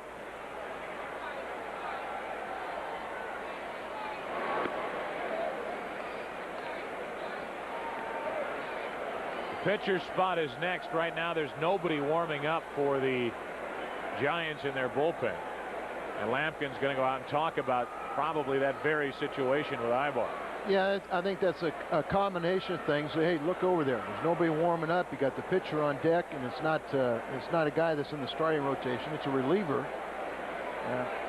If he falls and throws another pitch out of the strike zone, Tony might just take that decision out of his hands and just go ahead and give him a pass.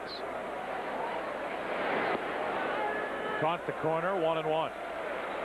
Of course, after last night's game, going 12 innings, the bullpen was tested on each side.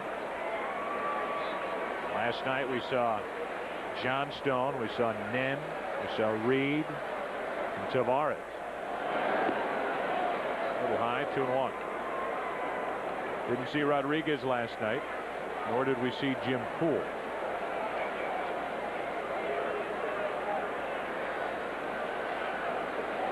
The 2-1 to Maine. 3-1, and it looks like Rodriguez might get a chance to hit. Well, the one thing too, I wasn't sure on that little comebacker, that last one by Aurelia. Yeah, I said I thought it might have gone off his shoulder, but it might have gone off his fingertips. And that might have had a little tendency to have a little numbness there for a split second. Almost a little surprised they aren't just intentionally passing him. The intentional, unintentional walk, and Rich Rodriguez will bat with 2 on, 2 out in the 4th inning. And with a veteran pitcher, you oftentimes will say, well, he knows not to make a mistake, you know, with a pitcher up there, but sometimes a young pitcher. Now let's see this. I thought initially it was the upper arm, and still maybe, but I'm watching the fingertips. No, it's the arm. I caught him above the bicep, right around the shoulder. Oh, he's got big biceps, no problem. 2 on, 2 out for Rodriguez. 0 for 1 at the plate this year. And Manny's got to bear down, and this could turn into a big inning for the Giants. I remember Rich liked to swing the bat, but I can't remember how good of a hitter he was. Saw that first flinch.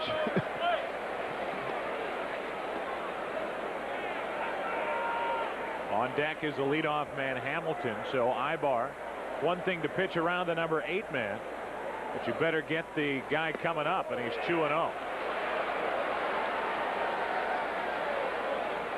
I hope, and I don't think this is going to happen, but I hope that Aybar doesn't let what happened last inning bother him when Rodriguez ran one up and in on him. Yeah, I mean, and you this see is not the time for that. The disgusted look on Tony's face right there. 2 things. If that's the case, you never let a personal thing come in the way of in between a victory. And the next thing is Aybar's got to start proving to people he's got a little stamina. 2-1. Rodriguez tanking all the way, and he might again here.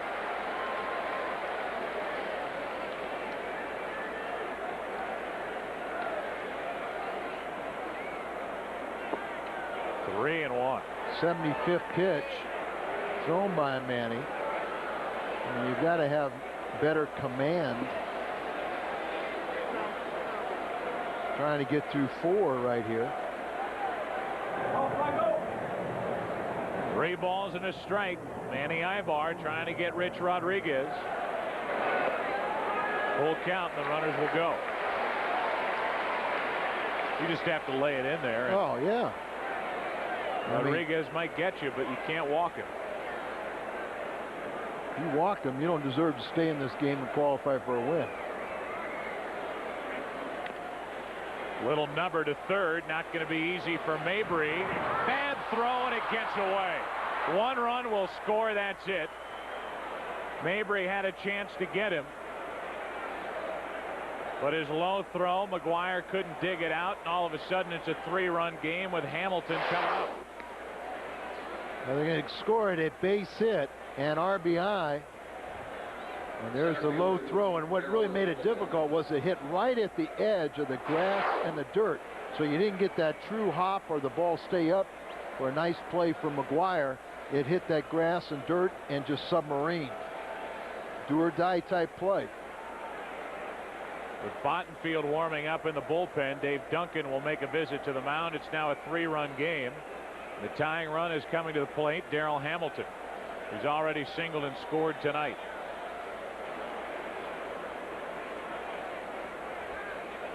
You just can't keep on having, you know, a starter give you 3+, 4+ innings every time out. So I mean, he's got to start proving to people that he's got a little stamina. We're not even talking about the fact that he's given up a run per inning. Now Hamilton, this guy can get you. 1st and 3rd, 2 out. Strike 1 from Aybar.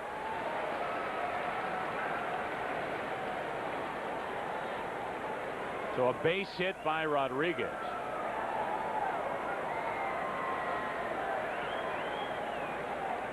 Although they now have an error on the board. They may have changed it. It is. It's been changed to E5, no RBI. Hamilton, strike 2. So no base hit and RBI, which was the initial call. It's an error on Mabry. his third between the outfield, first base, and third base.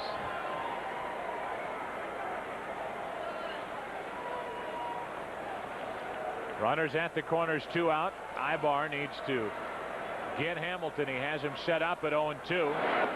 That's a big strikeout for Manny Aybar. As the Giants leave a couple, Aybar gives up 1, but he gets his 3rd strikeout of the night. Heart of the order coming up for the Cards. Bottom of the 4th, 7-4 St. Louis.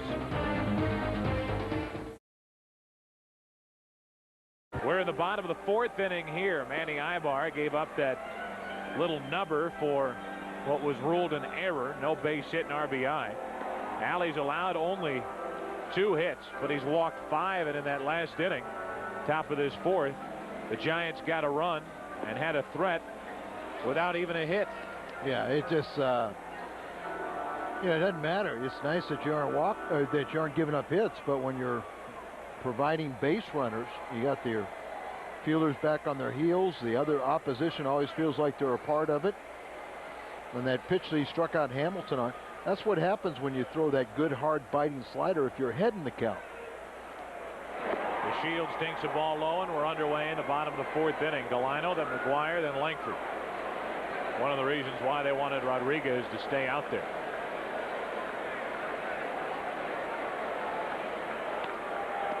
Rodriguez has been perfect. He has retired 6 in a row. And that's exactly what the Giants needed to stay in this game. And they're in it, down by 3 in the 4th inning. Here's McGuire.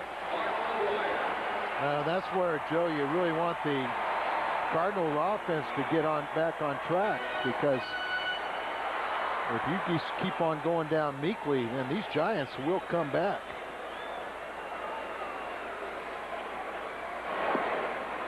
A ball to McGuire. Marked tonight as a base hit, a walk, and 2 runs scored.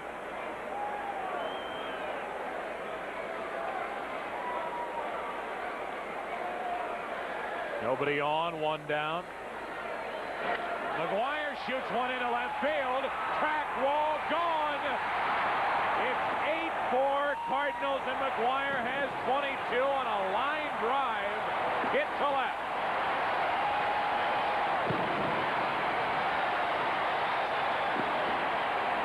Now that's crazy. I'll tell you what, Barry Bonds had enough time to just make 1 step to his right and turn and watch it hit the Casino Queen sign. That was just an absolute cannon shot right out of a rocket. The Mac attack is out in the upper deck. This ball, breaking ball, and he just turned on line drive. Look at Barry, just look up. Bam, right off the Casino Queen sign. Now Langford fouls one away. So Rodriguez made 1 too good, and that was literally a line drive that got over the wall and left. Look at that extension, and just got the bat head out in front. You know, Mark McGuire will say, you know, when everyone's talking about the assaults on Maris's record, he says, you know, it's kind of ridiculous until you get to around September, and I got 50. Watch the crowd in this reaction. They know, even though it didn't have his patented elevation, that ball was hit so hard, there was no question about it. Langford checks on Miller, gets a nice hop.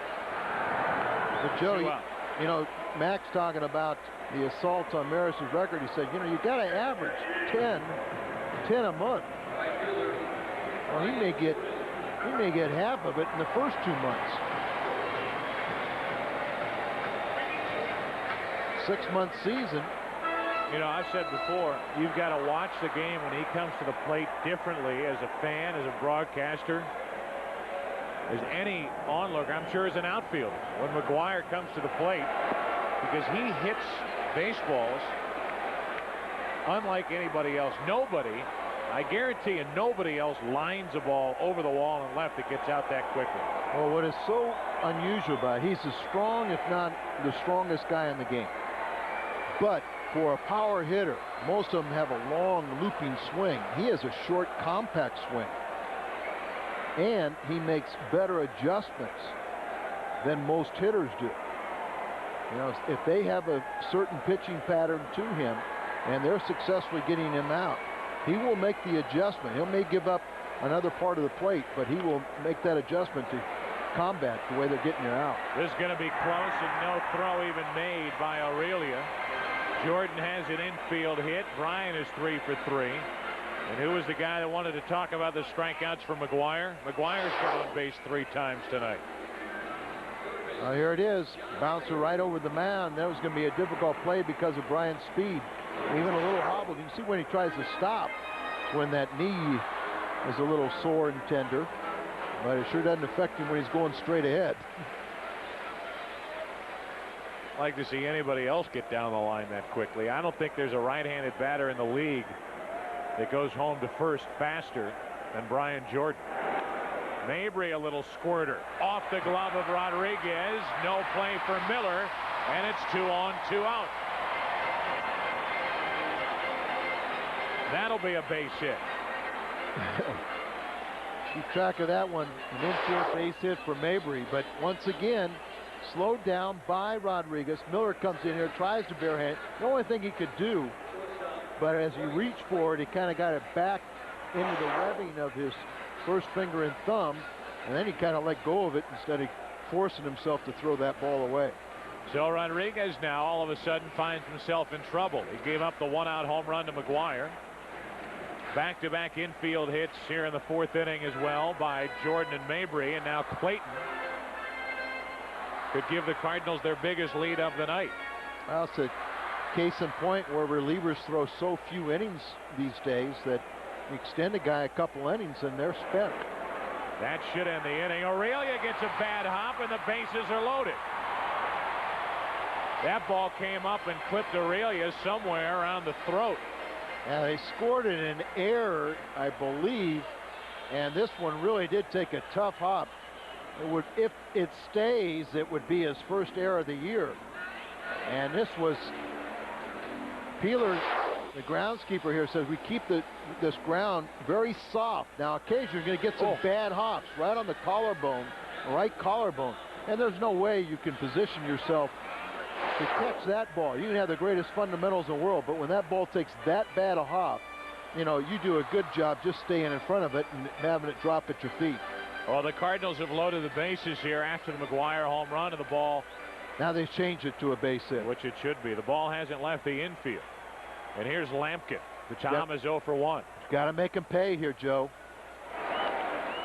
To the right side, and easy for Snow to end the inning. Mark McGuire gets home run number 22.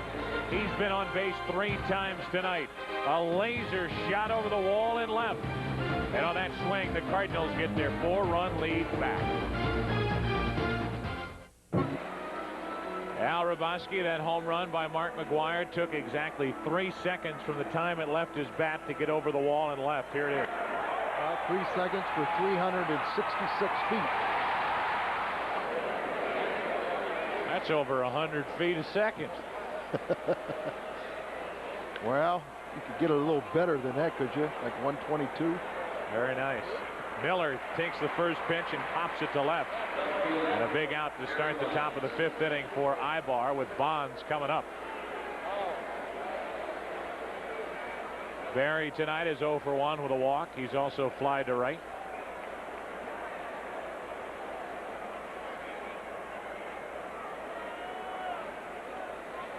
Bonds with that infield shift.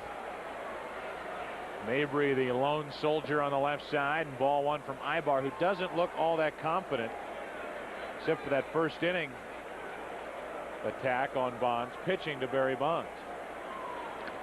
Yeah, the first inning he went right after him. 1 ball, 1 strike.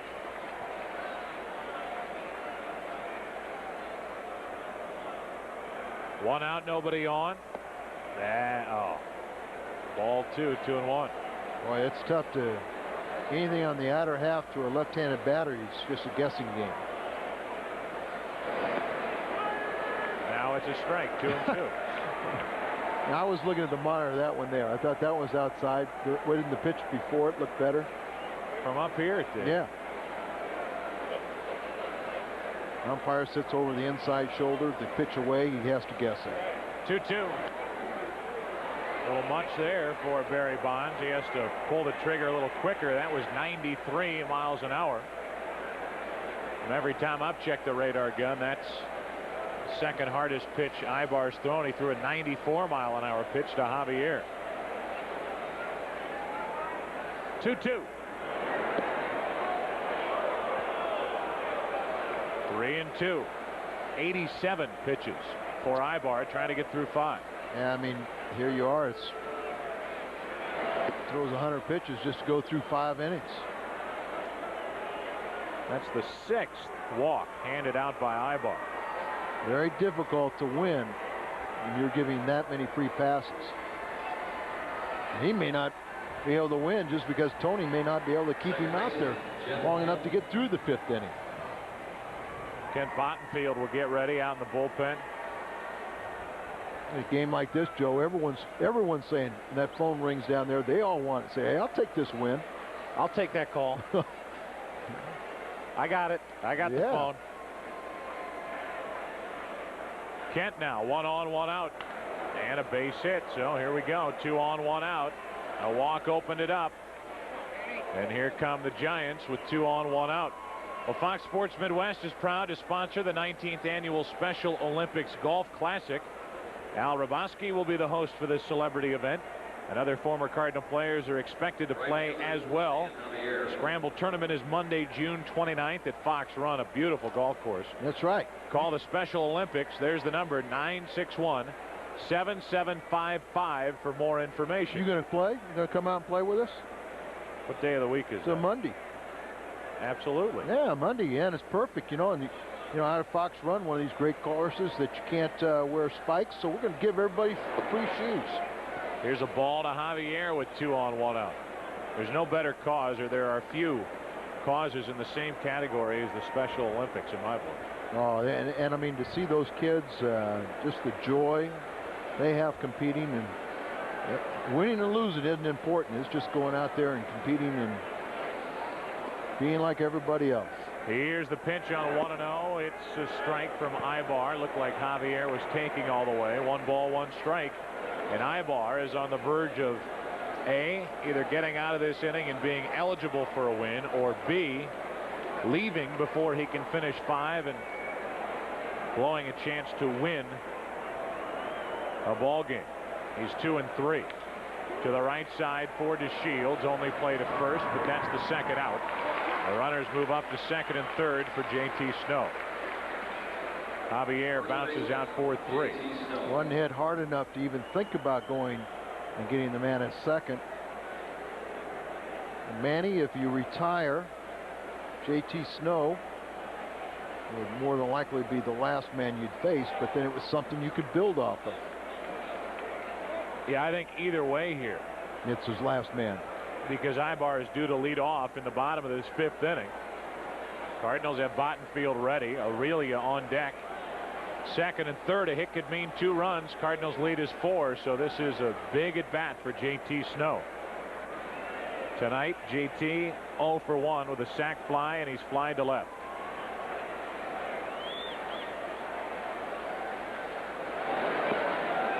Ball 1 low.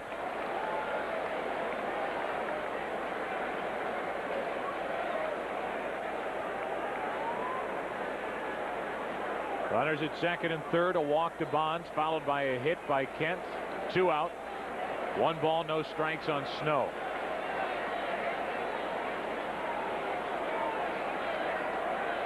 Aybar trying to get through 5 innings. Up the middle. DeShields at least keeps it on the infield. 1 run scores, and it's an 8-5 Cardinal lead. Great play by DeShields as he saved a run by knocking it down, and now 1st and 3rd, 2 out with Aurelia coming in. Rich Aurelia. JT here, he really, I mean, you look kind of silly in one sense by diving, but really you don't, because if you're hustling out there, you're trying to do everything you possibly can, you aren't going to be watching that ball. You don't know if there's going to be a throw coming over to first base. You just get down to first base any possible way you can. Yes, once again, I'll say, if you're hustling, you'll never embarrass yourself. First and third, 2 out, and Aybar will stay in to face Aurelia, and Lampkin saves a run. I'm a little surprised. And I know they're trying to get Aybar through this inning, but still a little surprised that Manny will face Aurelia, and we'll see if he can get out of the inning by allowing only 1 run. But again, a walk started this, and it's tough to pitch around 6 walks. I don't care what the score is. Right, and you kind of mislead your bullpen a little bit sometimes too, unless you communicate and say, look, don't get the guy you're working on. You're going to pitch next inning because we're going to pinch hit for him. But if it gets down to Brent Mayne or something, you're coming in there. But because you'd have to suspect that Bottenfield was thinking just like us. One more batter, and he's facing Aurelia. Instead, it's Aybar, and it's a 1-1 count on Rich, hitting .307. He's driven in 15. He's hit 4 home runs. A hit here would make it a 2-run game. Aurelia's the tying run at the plate. Into right center, long run for Jordan. He will not get there, and it's at the base of the wall. 2 runs are going to score. No throw by DeShields, and it's an 8-7 game.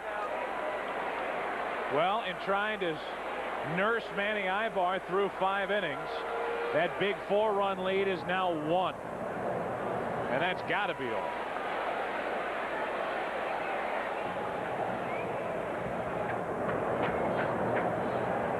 And Manny Aybar cannot be upset. He got every opportunity and maybe one more than he should have to try to get through 5 innings. Ball right up there. Comes down a little bit, but still stays about thigh high. Right at the base of the wall, right up by the gap sign. Plates 2. It's a 1-run ball game. And you feel for Manny, but it's time to grow up. You're going to have to pitch at the major league level. Your teammates give you 8 runs and you can't get through 5. You shouldn't stay here. It's a 1-run game. Tying run at second, 2 out. Brent Mayne will be the hitter. And the new pitcher will be Kent Bottenfield. So just when you think the starting pitching is getting on a roll, Manny Aybar goes 4 2/3. He's allowed 7 runs on 6 hits. Why? He's walked 6. Old trivia question. Well, who was the last multiple batting title winner to retire a career with a career batting average under 300?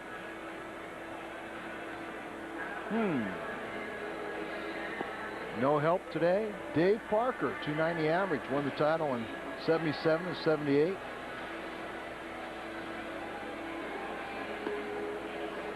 I'll tell you what, he could hit though, folks.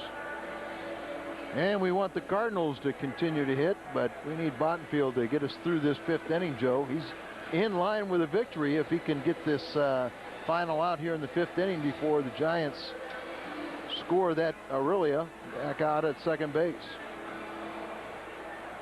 These are the kind of games that you really got to guard against. The offense worrying about everybody else. You can't be pointing fingers at the pitching staff and doing this and that. It's a team game. Here's Brent Mayne, runner at second, 2 out. Bottenfield deals a strike.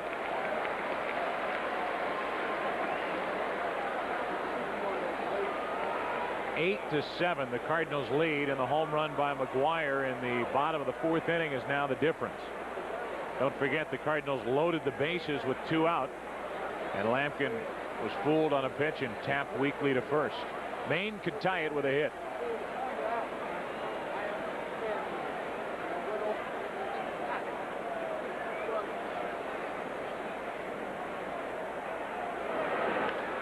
To the right side and through. That'll bring Aurelia to the plate. Jordan has no play, and it's an 8-8 game. Brent Mayne cashes in. 4 runs have been driven in with 2 out here in the 5th inning. And you can charge all 8 to Aybar. Pitch right up there. And Tony can't be happy, but got a ball game. Played about 2 hours just to get even. Start all over. Now we'll have a pinch hitter. Chris Jones will come off the bench. Jones will bat for Rodriguez, who did a great job. Chris Jones. He went 2 2/3 innings. Rodriguez did, allowed only 1 run. Did that on 4 hits, struck out 1 and walked none. 8-8 here in the 5th, and Chris Jones waits for the pitch from Bottenfield, who has really struggled. After a great start to the season, Kent Bottenfield has had a rough couple of weeks.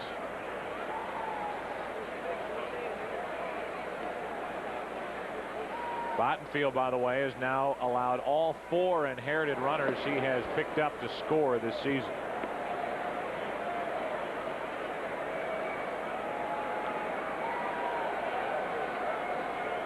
The numbers for Jones: started this season in Arizona, takes it low, 2-1.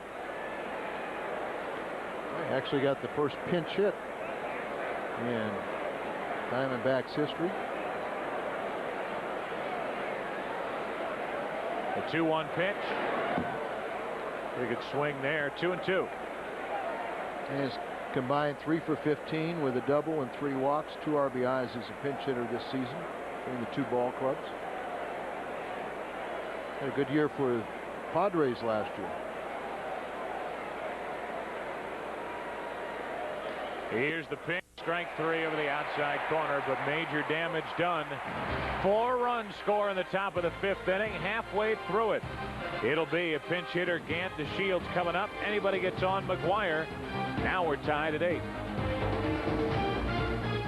Ball on Fox Sports Midwest is brought to you in part by Hoover. Nobody gets the dirt like Hoover. Nobody.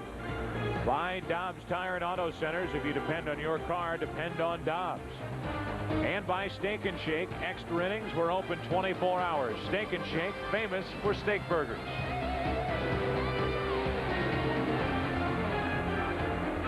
The view from outside Busch Stadium. Inside, a new pitcher takes over for the Giants. The 3rd of the night. It's Johnstone. In an 8-8 game, the Cardinals led 7-3, led 7-4, then 8-4, but 4 runs scored for San Francisco in the top of this 5th inning. Bottenfield allowed an inherited runner to score. He's finished for the night, as Brian Hunter will lead off, batting for Bottenfield. 8 runs charged to Aybar in 4 2/3 innings. The new pitcher will be Painter. And the Cards take the field in the 6th inning. Right now, they're trying to get the lead back. Hunter off the bench, hitting .233 into left center field. That's going to fall for a hit. And a nice start to the 5th inning as Brian Hunter is successful off the bench. Nice going, Brian Hunter, and doing it off a tough pitcher, Johnstone. Oh, he's been real tough. Look at this breaking ball, and just reaches out, just got enough of it to hit it into no man's land. That Bermuda Triangle where no one could get to it. Johnstone, you see the numbers on there, but he's been touched for just 3 runs in his first 19 outings of the year, and yielding only 13 hits and 93 at bats, a 140 average.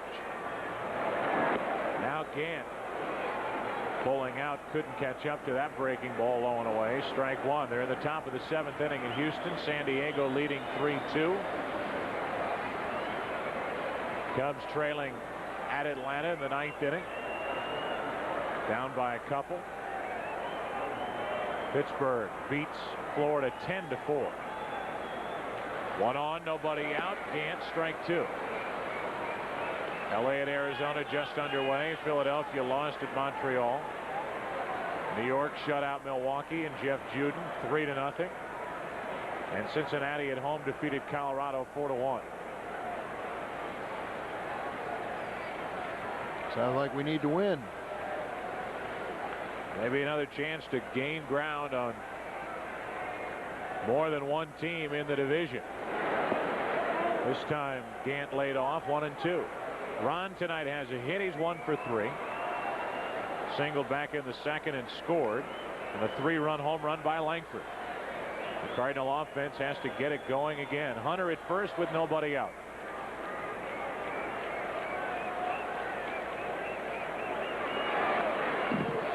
Ron stays alive.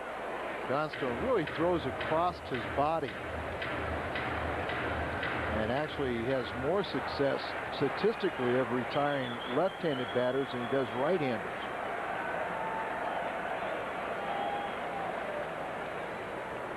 Darwin started, couldn't get through 2. Rodriguez was very good in 2 2/3. Now Johnstone.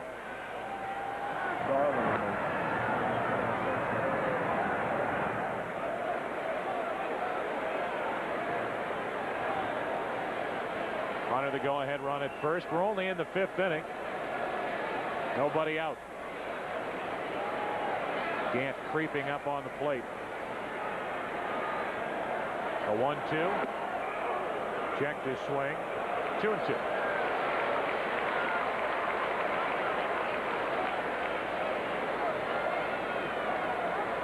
Giants sent 8 men to the plate in the top of this inning. Cardinals would like to return the favor in the bottom half. It's about what happened in the first. Giants got 3. Cardinals got 4. The 2-2. Into left field, easy for Bonds. 1 out. That'll bring into Shields with McGuire to follow. Second baseman. Folks, don't forget on Friday, June 5th, the Cardinals play San Francisco. They're right back in town in a couple of weekends.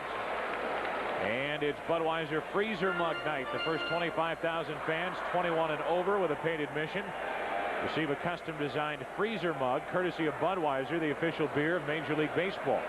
Friday, June 5th, Cards and Giants. Here's to Shields. Ball 1 on the breaking ball from Johnstone. Lance Painter will pitch in the 6th inning and start with the top of the order. Hamilton, Miller, and Bond. 1 on, 1 out. 2-0. Left-handers, I would imagine, really would have to keep that front shoulder in and try and hit the ball the opposite field off of Johnstone. Goes so far across his body, it looks like he would have the difficulty of trying to throw the ball in on a right-handed or left-handed batter, excuse me. Delino granted time by Paul Schreiber just before the pitch. 2-0. Shields has hit 2 home runs. 3-0. With McGuire next, the Shields has got to take here, no doubt. And maybe we can say or show when I'm talking about throwing across his body. This pitcher stands on the first base side of the rubber, but then he steps all the way across towards their dugout. And he can only pitch. He kind of blocks himself off for throwing a ball inside. Where he's at now, but he'll take that front leg and he'll step it towards the third base dugout. The 3-1 to DeShields. He went. Chase ball 4 with McGuire next. It's 3-2. Well, I often see Delino do that. He'd be a little over anxious. Especially in that situation, if you're going to pull the trigger, you're looking for one specific pitch. That's about the only pitch he can throw inside is that breaking ball. Runner goes, ball 4, and it's 2 on for McGuire. That's the last thing Johnstone wanted to do.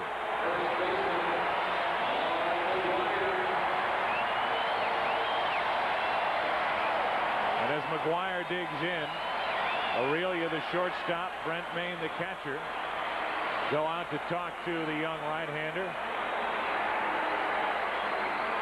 McGuire's already hit 1 home run tonight. He's been on base 3 times. He's singled, walked, and homered. He scored 3 of the 8 Cardinal runs, and he has 2 on, 1 out.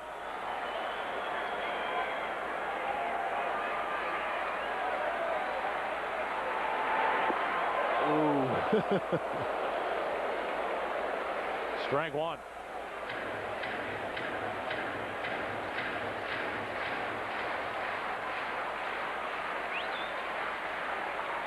Cardinals trying to get the lead back. It's an 8-8 game.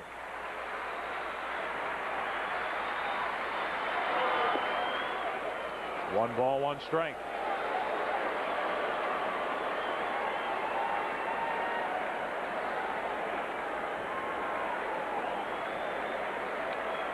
McGuire with a line drive home run over the wall and left his last time up. He's up on the count here, 2-1. Langford next. Cardinals try to turn a leadoff hit by Hunter and a one-out walk to DeShields into some runs.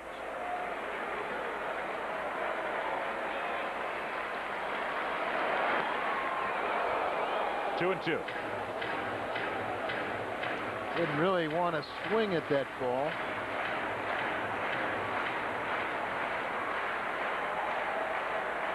A little receptive the first time you see Johnstone.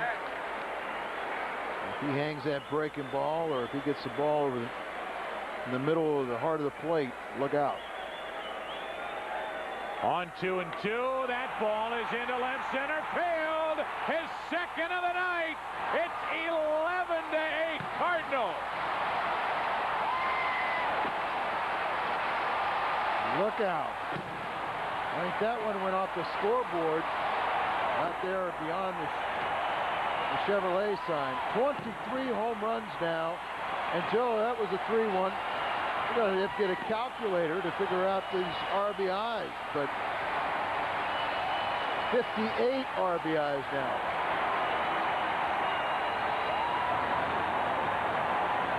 I'm guessing curtain call. He gets the ball in the middle of the plate. Look out. That's in the middle of the plate. Here comes the curtain call. McGuire gives it. This crowd loves it. And the Cardinals, after blowing a 4-run lead, get 3 runs here in the 5th inning to lead it 11-8. The curtain call for McGuire. You know, he's embarrassed by doing that, but yet do it. Langford with a line drive right into the glove of Jeff Kent. It's a breaking ball, and it just got down into his wheelhouse. This will fly to this ball, and it'll go off the Chevrolet sign, just to the right of the Chevrolet sign on the scoreboard and down into the fence. Now, how far is that? Well, it's not as far as his Band-Aid, but it's not too far behind. Let's say that's 545. That's about 480. I'm going to guess higher. I'm going to say 500.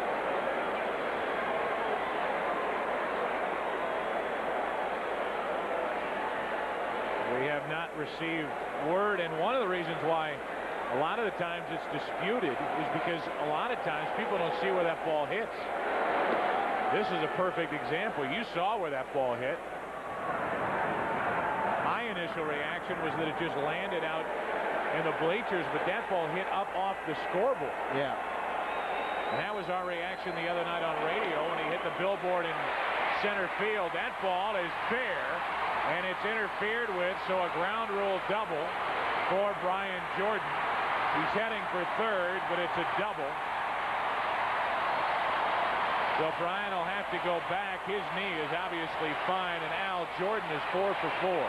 4 for 4 with 2 singles and 2 doubles now. He would have had the triple, but looked like a young fan interfered. There you see it very clearly. There was fan interference. So a ground rule double. Bring out the Busch Stadium code book, though, again. Let's get the rule book out there. Jordan disappointed he doesn't have a triple, and Renee Latchman's going to argue the case. Yeah, what they're going to say is, you know, he's getting clarification, but I think what they're trying to say is, hey, there's no way. I mean, the guy touched it and everything. The right fielder still had to go to it, but the rules are. that if a fan touches it, they're trying to get a interpretation that he would have been at third. But isn't there some give factor in that think rule? So. I think there is. The umpire, if in his judgment, Jordan in this case could have easily had the triple, then there is some judgment there, and that doesn't happen here. On certain rules, I agree with you. I think there are, and at first I was saying a blanket statement, but I think when you started your sentence, I think there is one that's open to interpretation. But you can imagine that just opens up an argument on both sides. And they're saying, hey, it's your fans. Mabry is getting the intentional walk.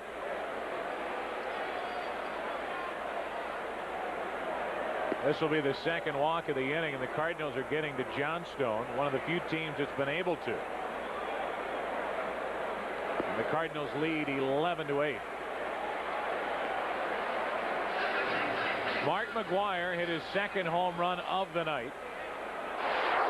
In this inning, the 3-run shot is 23rd of the year. We're going to have a pitching change, but here, Al, a shot of Aurelian Bonds on that fly ball by McGwire. And part of the grounds crew out in left center field. That's great video. Trying to help blow it into the bleachers. Well, it didn't need any help. Am I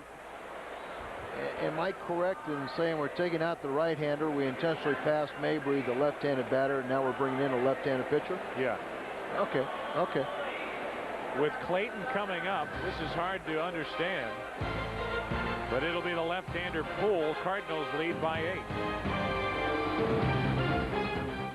Now the Cardinals are still batting here in the bottom of the 5th inning. Mark McGwire has provided quite a bit of offense.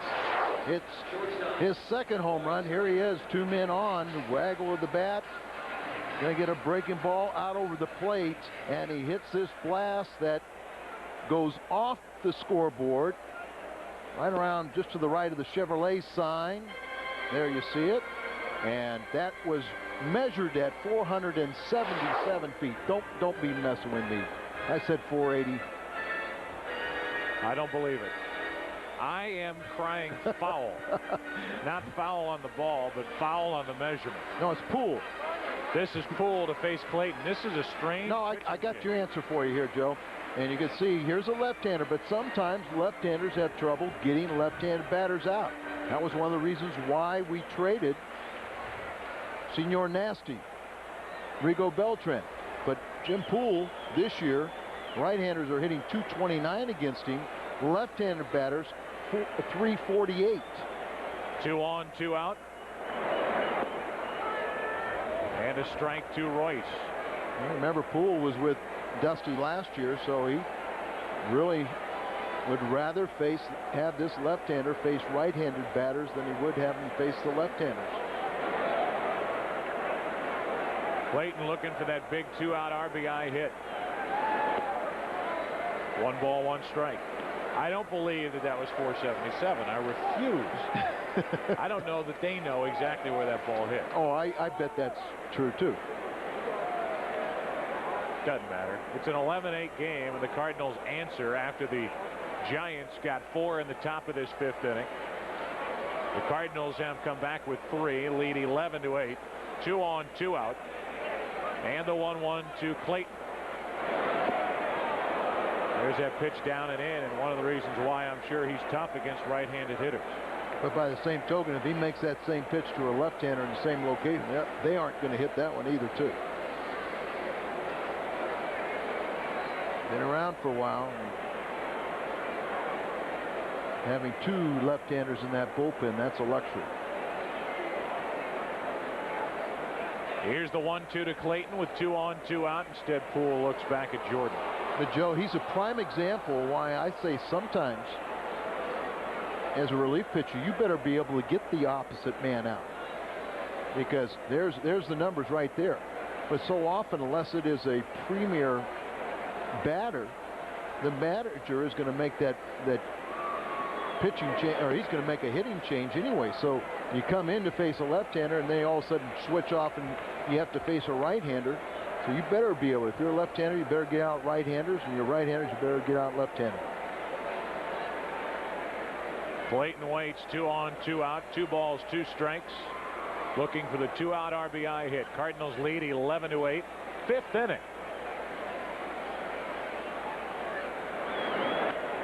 Up the middle. Great play, Aurelia, to get the out. That saved a run. Rich Aurelia saved a run with that effort to his left. The Cardinals come up with 3. Mark McGwire, one of many curtain calls here at Busch Stadium. He has hit 23 home runs. Well, the Giants are still in this game thanks to Rich Aurelia. This is our Hoover pickup of the game to his left. The sprawling play. Not only did he keep it on the infield, he got the force out at second to end the Cardinal threat in the bottom of the 5th inning. The Cardinals got 3. There's the message board in left center field where the ball hit. Now watch. We're going to zoom right in there and see that speck or that spot. That's the dent where McGwire's 23rd home run hit. So now go ahead and measure it. All right, I'll measure that tomorrow after the Sunday game. I hope you got a long tape measure. Think they'll be talking about that on Fox Sports News primetime? You can bet that's coming up next after tonight's game. So stay right where you are. It's been a long one, but it's been a fun one. And Hamilton leads it off against the new Cardinal pitcher, Lance Painter. By the way, Joe, McGwire now is on a pace to hit 79 home runs this month. Here's the 1-0. Not getting the outside corner now, and it's 2-0 on Hamilton. Hamilton 1 for 3 tonight. The numbers for Painter. Lance has been very good in retiring left-handed batters. They're batting 160 against him, and right-handed batters 333.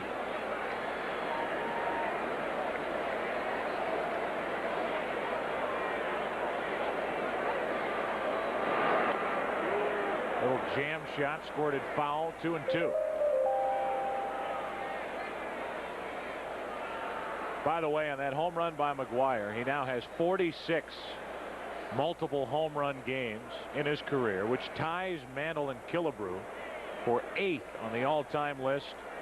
Babe Ruth leads the way with 72. He can't do anything without getting compared to Babe Ruth, can he?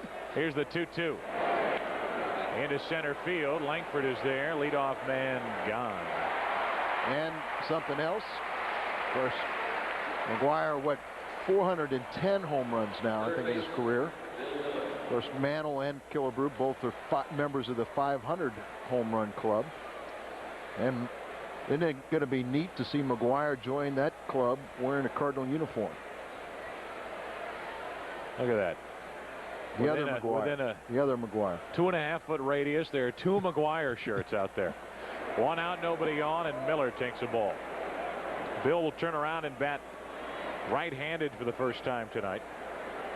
George hitting third baseman. He's 0 for 2 tonight. Did you happen to see his average, the switch hitter, on both sides of the plate? It's rather lofty. 360 right now. He came in at hitting 365. 362 from this right side and 366 from the left. That's pretty consistent. 2-0 pitch from Painter. 3-0 with Bonds on deck.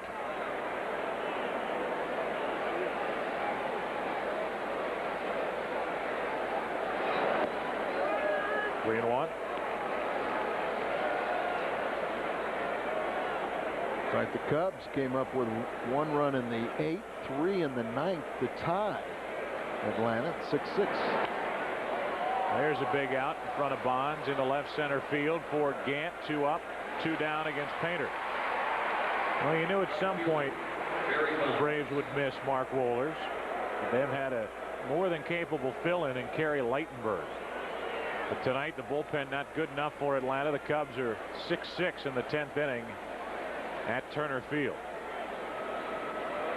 Bottom of the 8th inning now at Houston, with the Padres leading 3-2. They do have a good closer.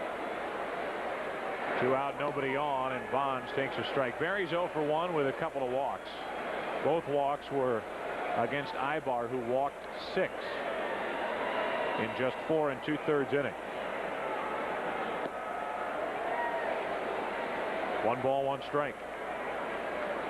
Houston may be out in front in the division by 4.5 games over the Cardinals, not to talk about the other clubs in the division.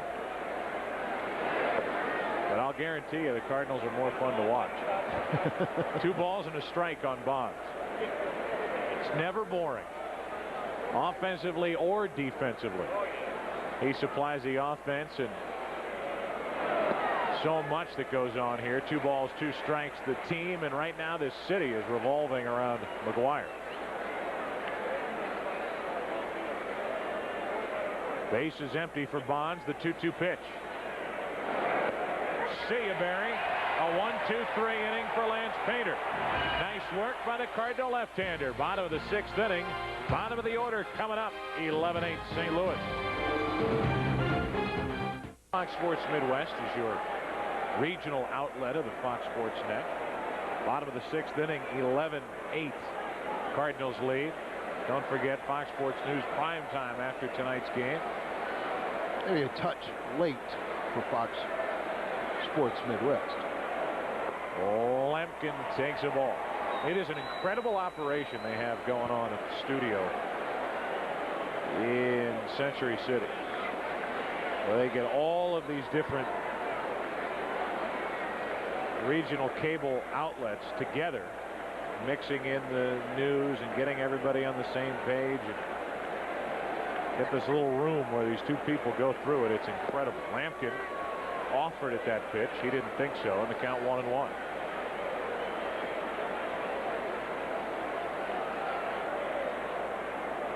Tom tonight is 0 for 2 with a walk. Last night had a key hit in the Cardinals' game-winning rally in the 12th inning. Jim Poole, his first full inning. Good breaking ball. Strike 2. Painter will follow, and then Gant. Because of that breaking ball, a little surprised that he hasn't had better success against left-handed batters.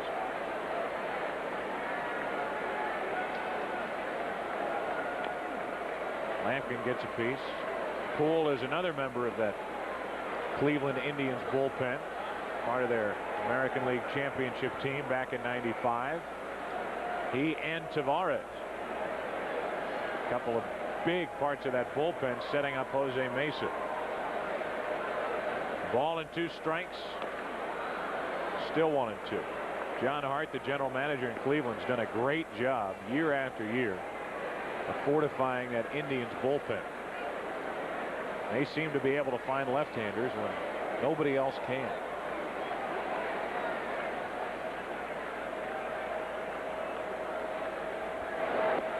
Two and 2 on Lampkin. About in spring training, we saw Jesse Orozco. And Asemacher still going strong. 2-2 pitch. Lampkin grounds it foul. Well, they've had Mormon, Alvin Mormon. Yeah. Who's been with Houston. They have Tom Martin. See, who's also been with Houston. See, I think Tom Martin was a guy that, Houston just let go in expansion draft. I think they really got hurt in expansion draft. Very much so. 2-2 pitch to Lampkin. That's into right field, and Javier plays it in the air for the catch. A delayed call by the second base umpire. Javier made a nice running catch. Well, folks, Fox Sports Midwest is pleased to congratulate the Dace family of St. Louis. Stephanie, Deirdre, and Devon. Cardinals super fans for tonight's game. Their favorite players, Ray Langford and Brian Jordan. Good picks. Off-season or preseason, regular season or postseason, it all matters. If it happens in sports, you can be sure it's in the Post. It's the area's most in-depth sports coverage, and the Post-Dispatch delivering more than just the score. 1 out, nobody on, and Painter gets a base hit into left center field. Lance is on with 1 out here in the 6th. Boy, I tell you one thing. Lance Painter had such tremendous concentration because I thought I was hearing a distinct sound. You know, some kind of sound when Lance was up there. Yeah, that's the one I thought I was hearing. That must be music to one of the new papas. It must be Jordan Ann crying for daddy. Jordan Ann. Lance Painter, you know, last Friday morning. A week ago yesterday, Jordan Ann was born. Dad went out and pitched a couple perfect innings that night against Florida. Now he comes in and does the job last inning, gets the base hit. You remember that? You remember that sound, don't you? Yeah. 1 ball, 1 strike. I just want the blood to return to my face. That was scary for a minute there. I didn't know what was happening. Oh, you didn't know? No, I had no idea. All of a sudden, there's this baby crying in my ear. I see. We're getting tricky at 9:48. The 1-1 to Gant is a high strike. Strike 2 from Jim Poole. So Painter is on with a hit. I saw Lance in Philadelphia in the lobby. I said, "How you doing, Lance?" He said, "Well, I got some sleep last night." Here's the 1-2 pitch. Gant pops it up. We got a full swing, but just got under it. 2 out as Bonds puts it away, and the batter will be DeShields. I mean, new papas, they love their wives to death. They're so excited about their kids, but they really do like to go on the road there early. At least you get a chance to sleep, but you know, Lance was just beside himself, so happy the birth of their daughter. Yeah, David Howard had a little baby. Everybody's got to have a baby with Ann as the middle name. What about Doug Stanton, our Chiron guy? He's got a 3-week-old. Is there an Ann in that name? 1 on, 2 out. The 0-1 to DeShields, gets away, and Painter down to second. Maine doesn't see it, and now a hit could mean a run. Wild pitch.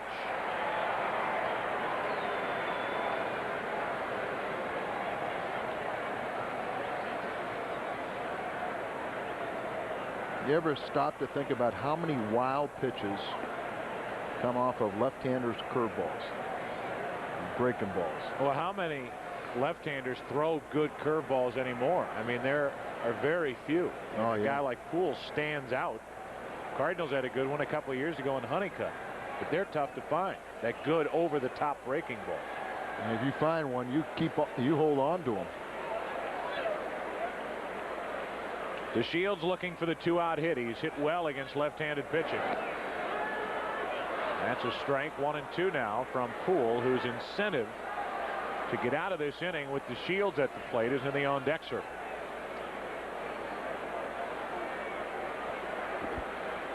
One ball, 2 strikes.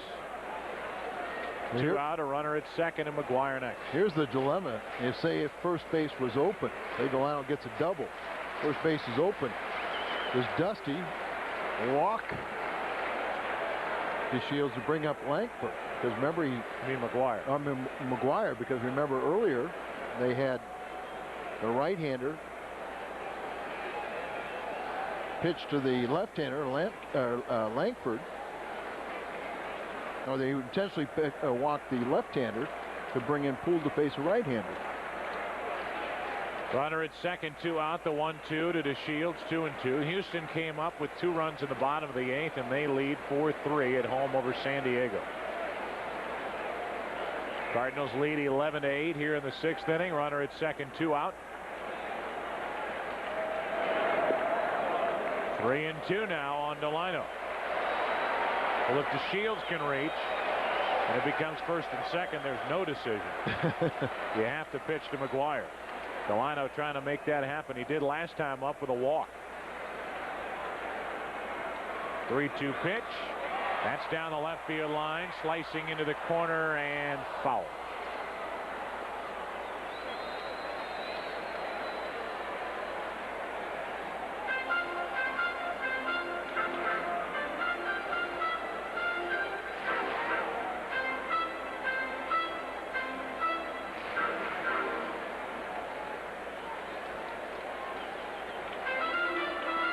DeShields on 3 and 2, trying to drive home a run or get this inning in the hands of McGuire.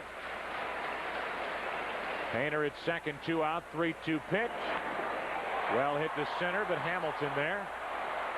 Inning over. A hit by Painter, a man left. Cards have left 9, and after 6, Cardinals lead 11-8. Folks, on Monday, May 25th, the Cardinals play the Rockies. That's this Monday at Six Flags Day here at the ballpark, where all fans 10 and under with a paid admission receive a free child's admissions pass to Six Flags of St. Louis, good through July 4th of this year. Also, visit the Looney Tunes characters in the kids' corner during the game. That will be there for you for kids 10 and under. Monday, May 25th, Cardinals and Rockies. That's this coming Monday, Memorial Day. I see something where Kelly Chase can be signing autographs tomorrow out here at the ballpark, with out there in the kids area or something like that for his his hockey foundation. Yes, I saw that as well. Yeah, that's Kelly. What a good guy he is, and what how those kids respond to him. I want to tell you one thing about McGuire, just so you know. At this point, this is May 23rd. Roger Maris didn't hit his 23rd home run until the Yankees' 61st game in 1961. This is the Cardinals' 47th.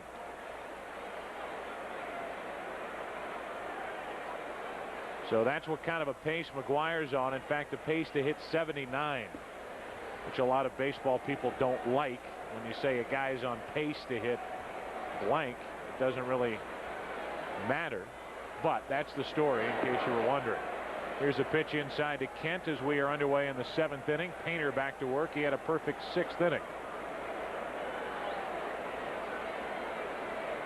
Mabry in at third. The 1-0 is a strike on the inside corner.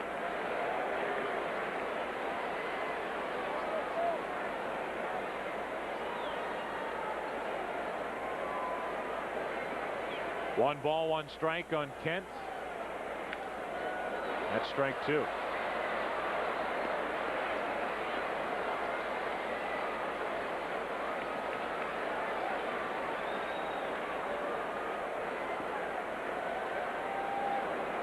Painter trying to retire his 4th in a row. He went through Hamilton, Miller, and Bonds in the 6th inning. In fact, struck out Bonds looking. The ball and 2 strikes on Kent. Good pitch down and in, struck him out. Painter's hitting his spots, and he's retired 4 in a row.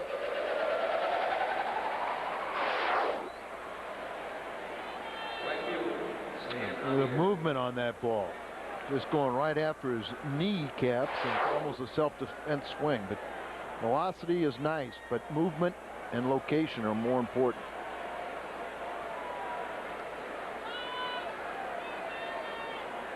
Now with 1 out, nobody on, it's Stan Javier, the switch hitting right fielder. The ball low.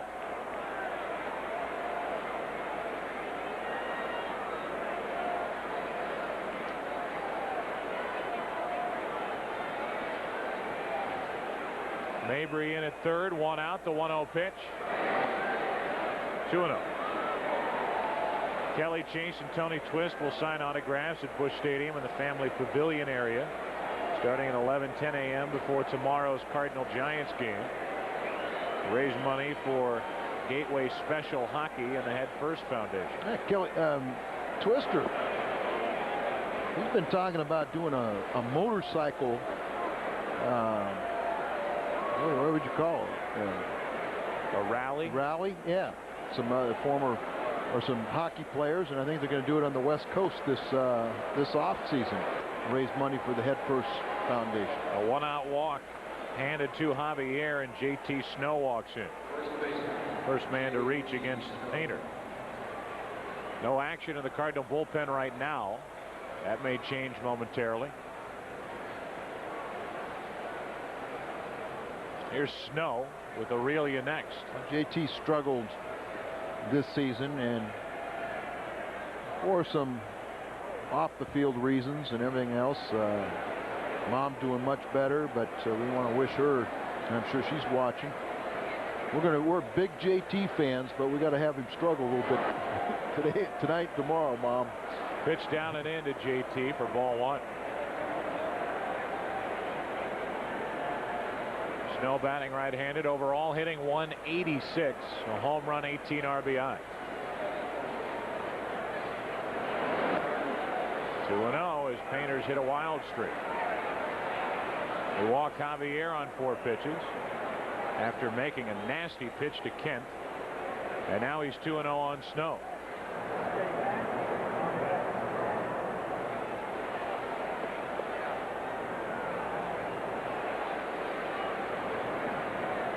One on, one out. Important pitch coming here from Painter. 3-0. And now he's kind of lost it, and you know, sort of that double-edged sword. You're allowing the Giants to mentally think they have a chance to get right back in this ball game, but by continuing to throw these additional pitches, it makes it that much tougher to, if he needs his services tomorrow, to bring him back.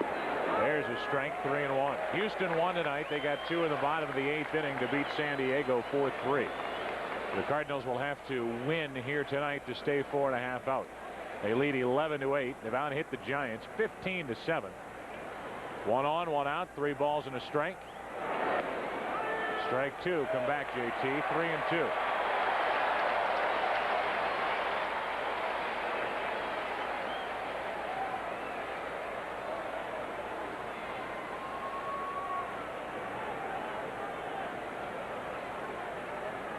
One on, one out for Snow. It was 3-0. It's now 3-2. That's well hit into left field. Might leave the park. At the wall and gone. A 2-run shot, and it's an 11-10 game in the 7th.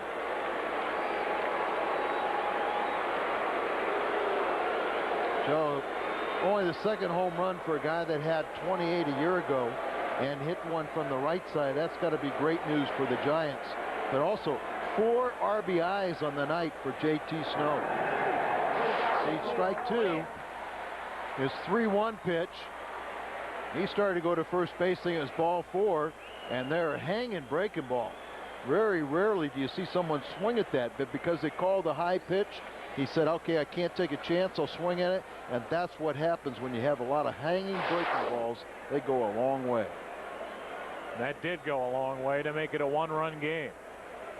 And the lead is starting to slip away again. It's 11-10.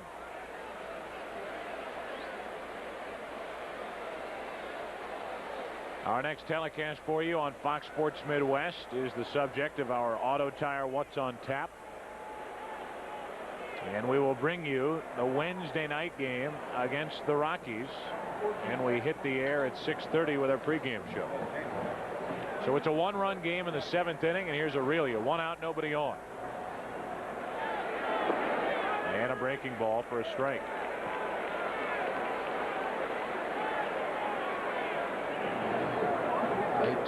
Big night, 4 RBIs and a 1-run ball game. Welcome to Wrigley Field.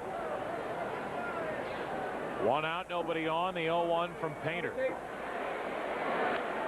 A little excuse me base hit into right. Are you kidding me?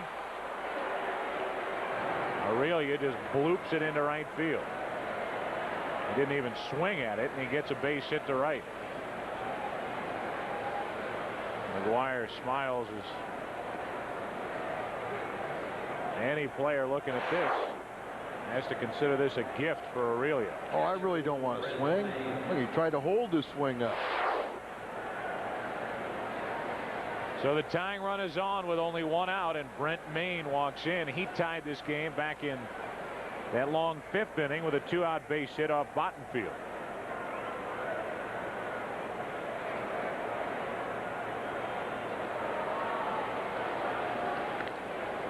Check on Aurelia. It'll be McGuire, Langford, and Jordan for the Cardinals in the bottom of the 7th. A walk and a home run, a bad combination, up by 3. That's what hit Lance Painter here in the 7th. Breaking ball is called ball 1 by Paul Schreiber, home plate umpire.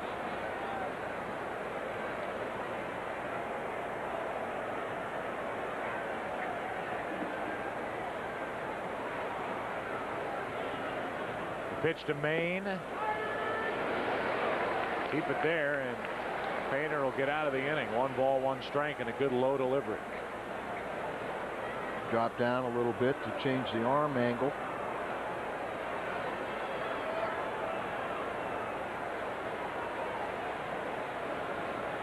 Here's the 1-1. Strike 2. Maine hung in there pretty well on that pitch from Painter. Sometimes they'll tell you, and the reason I say drop down the pitch before, because a lot of hitters will say, okay, if you throw over the top, that's real easy to see. Easy to pick up the release point. There's no deception. 1 on, 1 out, 1-2 the count. And a little squirter to Pena. Painter out at second and out at first. Beautifully turned by Clayton. He was taken out by Aurelia. Clayton hung in there tough. Time to stretch. 11-10 Cardinals. Game summary brought to you by Brewery Fresh Budweiser, the official beer of Major League Baseball. This Bud's for you. Mark McGwire's hit 2. Total of 843 feet. On pace to hit 79 home runs. Another multiple home run game for McGwire, putting him on the list, 8th place. Here's the first one, a laser shot over the wall and left. And then this swing in the 5th inning, a 3-run shot to put the Cardinals back out in front off that scoreboard after the Giants had tied at 8-8. It was 11-8. Now it's 11-10, and McGwire will lead off here in the bottom of the 7th inning. Well, the Cardinals got back from Philadelphia late the other night in one game in Philadelphia. The first night there, he hit 3 against the Phillies, and here they are. That's number 1. Home run number 2 into left center field, and then home run number 3 into the upper tank. The game-winning shot.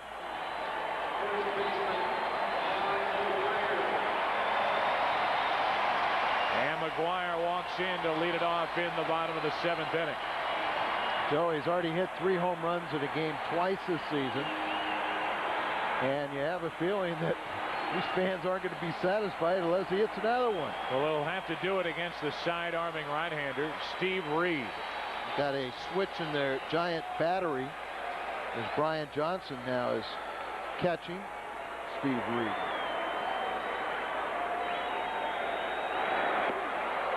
Ball 1 inside. I caught him in the middle of the innings, and I put my head down because Maine made the last out. So he's still back at Brent Maine. Well, Maine is catching. Reed is pitching. McGwire is at the plate. 1 ball, 1 strike, and a good pitch.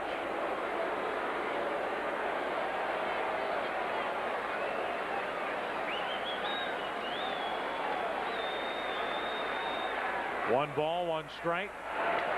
Off the end of the bat, a broken bat fly ball to Bonds. Lost it in the lights, but made the catch. 1 down. And McGwire is retired for the first time tonight, and maybe the reason the bat shattered in his hands. That'll bring in Ray Langford. Fans sure appreciate, and he is. I mean, just the electricity of the stadium every time. Now look at, everyone goes to the bathroom, the session stands because McGwire's already hit. Steve Reed last night gave up an 8th inning home run to Ray Langford. The numbers for Reed are great. And Langford takes a strike.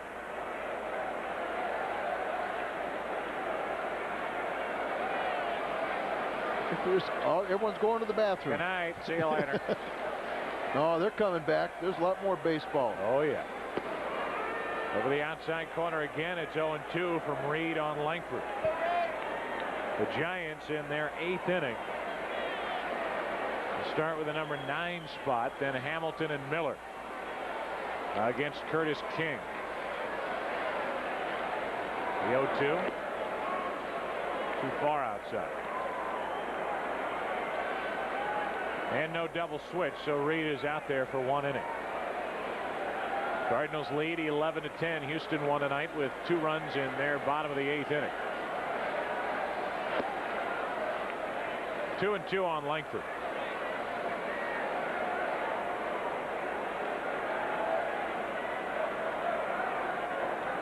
Ray has a 3-run home run tonight. It's been a 3-homer night for the Cardinals. From 0-2 to 3-2.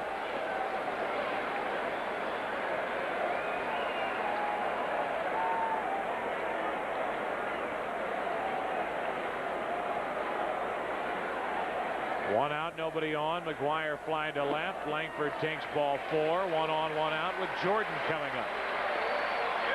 That's the 5th walk handed to the Cardinals tonight. One of them an intentional pass back in the 5th. And Joe, a night that we thought that we could pick up some ground on the leaders in the Central Division. Now we must win this game just to keep pace. Houston has already won, and it looks like with a 4-run 10th inning that the Cubbies are in line for a victory. They're still batting, and they've scored 4 and make it a 10-6 game. 1 on, 1 out. Langford running. The pitch back to Reed. The only play to first. Out there for the 2nd out. It's going to be up to Mabry. Third baseman, John Mabry. Well, by starting the runner, Cardinals at least avoided the double play, and Mabry walks in. He's been on base 3 times tonight.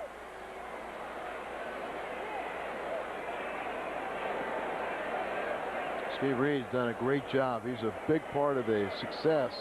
They're going to intentionally pass him. Left-handers usually have a pretty good look at these sidearm relievers. 2nd intentional walk handed to Mabry tonight. And left-handers are batting .226 against Steve Reed. Doesn't sound like much, but when you consider that right-handers are only batting .138, you can see why the strategy is being employed. Just to follow up on something that we talked about earlier, the Cardinals have hit at least 1 home run in 15 consecutive games. That's a club record. It grows every day. And during those 15 games, the Cardinals have hit 32 home runs. 32 of 67. 67 as a team.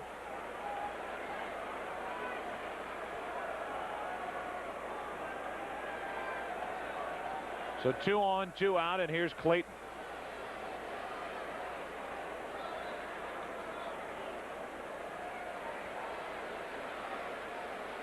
Two on, 2 out. Clayton looking to burn his ex-teammates. He's driven in 1 run tonight with a sac fly back in the 1st.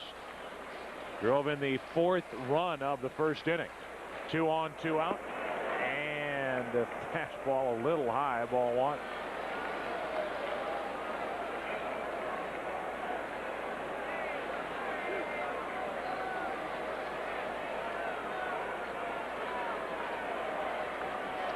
Cardinals looking for a little breathing room.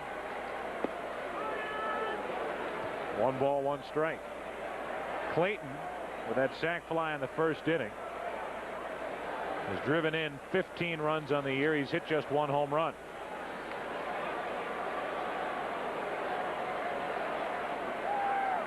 Two on, 2 out.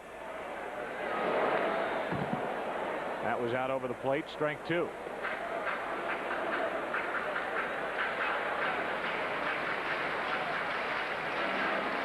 Now Clayton choked way up on the bat, trying to make contact. Reed trying to pitch a scoreless 7th inning. Guys are working double time tonight. Another big crowd. And it's been a long night. 3-hour game already. 2 on, 2 out. That's foul.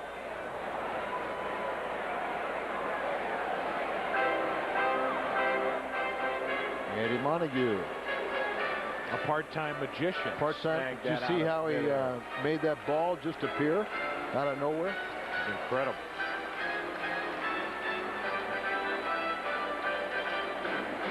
Clayton able to spoil that last pitch. He's waiting for a Reed mistake. Reed's mistakes used to fly a lot farther while pitching with the Colorado Rockies. He's got to be happy to be back towards sea level. 2 on, 2 out, 1 and 2 on Clayton. Cardinals lead 11-10. 11 runs on 15 hits tonight for the Cardinals. The 1-2, 2-2.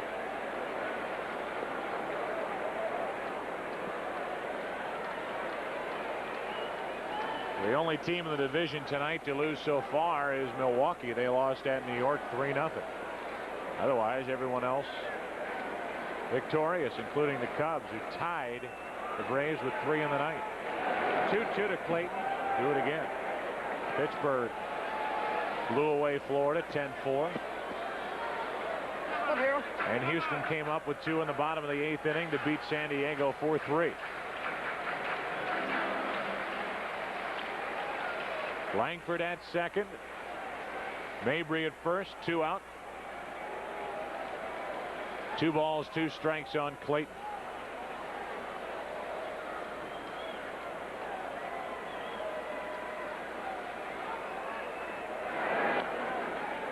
Pretty good at bat by Royce. Choked way up on the bat, just trying to make contact. Battle now. Clayton's average at .243.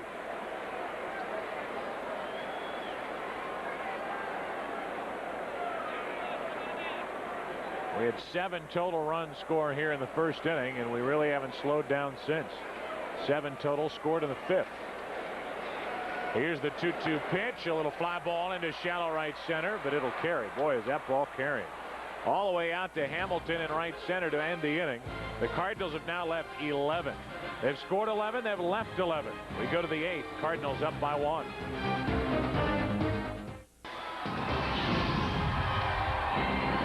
Welcome back on Fox Sports Midwest, part of the Fox Sports Net, as we move to the 8th inning.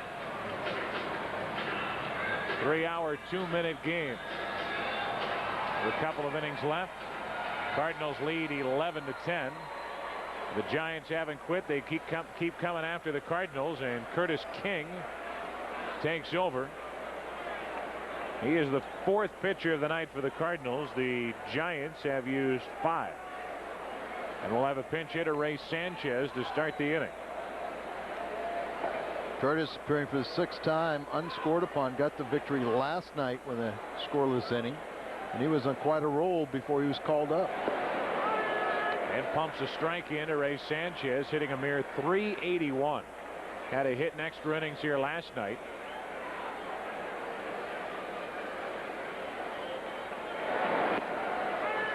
Breaking ball for strike 2.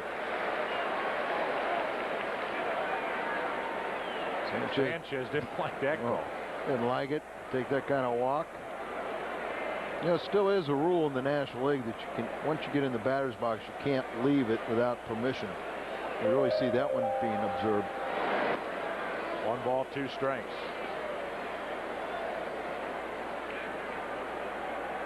Sanchez, Hamilton, and Miller, Bonds, Kent, and Javier will all bat before the end of this one.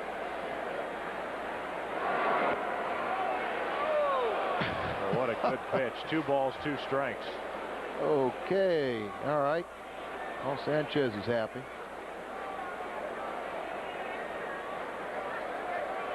King on 2-2. Good pitch in on him. Sanchez fought it off.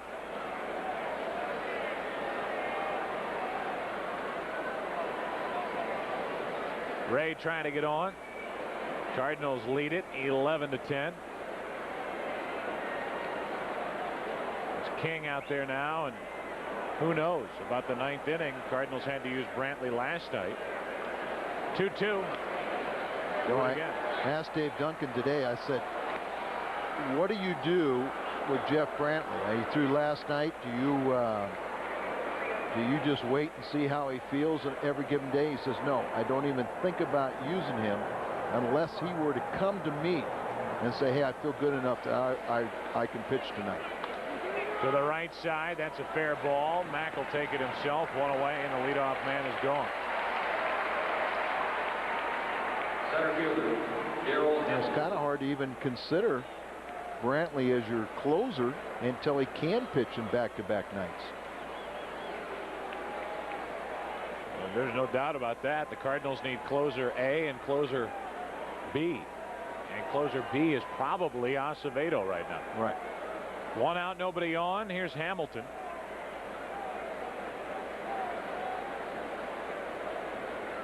In at the corners as Hamilton took a ball. Darrell is 1 out of 4 tonight.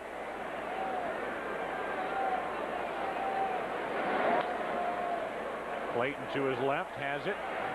2 up, 2 down. King keeps pitching this way. It might be yes, sir. King before too long. Yeah, and Curtis, and what he's doing, you know, is kind of nice, is just getting ahead of the count, saying here's a pitch, hit it, and then if he gets a couple strikes, you know, then he'll kind of work on attacking the guy. But he's not afraid to kind of sit there and say, here, early in the count, here, hit the ball. But he's trying to pitch ahead in the count. 2 out, nobody on for Miller. Strike 1. He likes that pitch down and in, but could not catch up to it. Strike 1. The Cardinals in the bottom of this 8th inning will have Lampkin. Then the pitcher spot, then Gant. Anybody gets on to Shields, and you know who after that. 1 ball, 1 strike.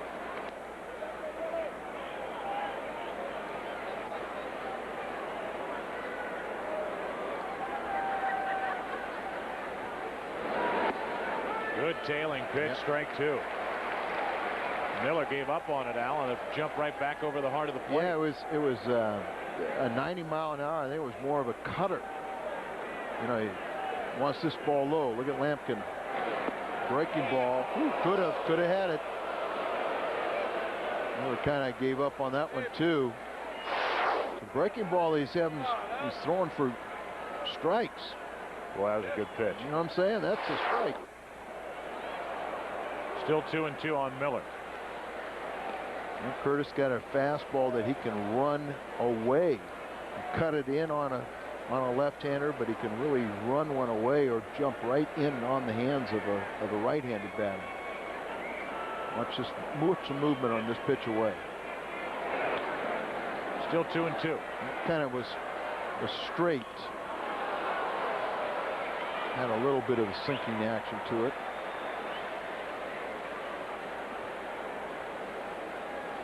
Two pitch, 2 out, nobody on.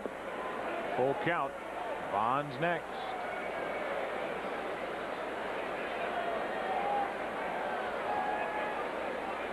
Three balls, 2 strikes on Miller. Sanchez grounded out, so did Hamilton.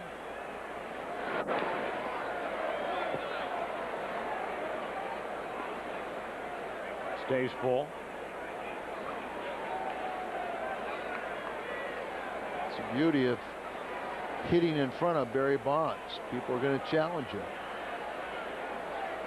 Miller has taken full advantage of that, hitting .358.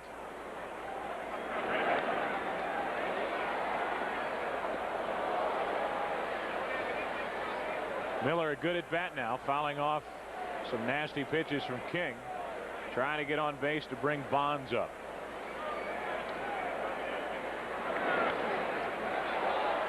Can't get it by him.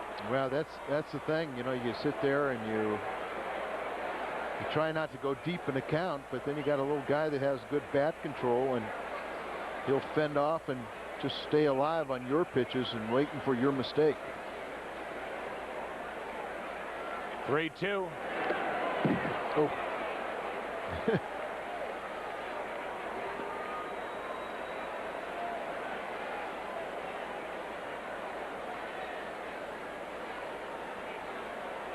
Miller on 3-2 with 2 out, nobody on. A 1-run game, 8th inning. To the shortstop Clayton. Good battle by King and a good inning. 1, 2, 3 go the Giants. Bonds will lead off in the 9th. But before that, the bottom of the 8th. Lampkin, the pitcher spot. Gant coming up. Cardinals baseball on Fox Sports Midwest is brought to you in part by Budweiser. Brewery Fresh Budweiser, the official beer of Major League Baseball. By Southwestern Bell. Go wireless with someone you know.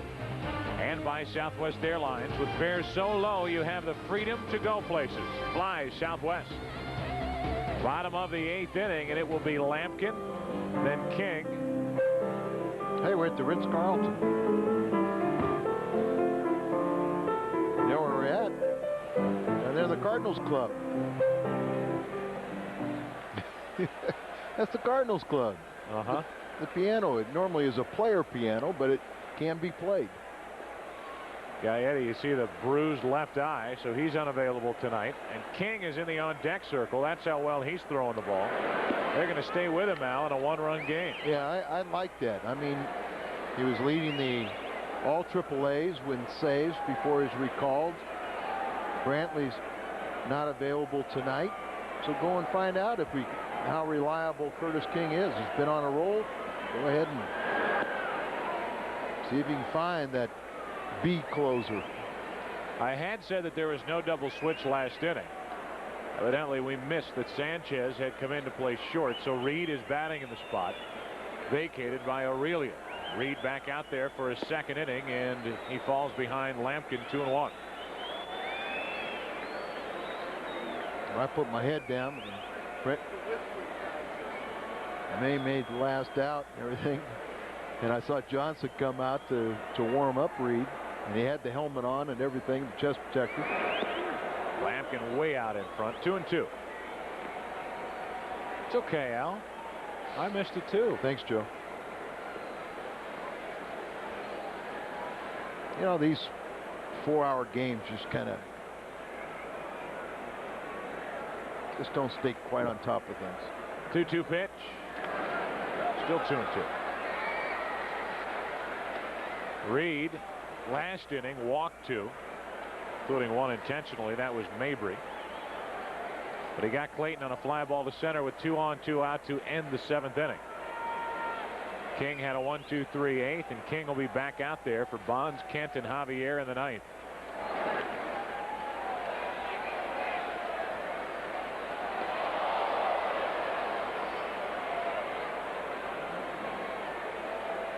I heard an interview with Scott Boras, their favorite agent, super agent, and he's claiming that Major League Baseball has been putting out all this erroneous information on the J.D. Drew. Up the middle, Sanchez to his left. Good effort, got him. What a play by Ray Sanchez.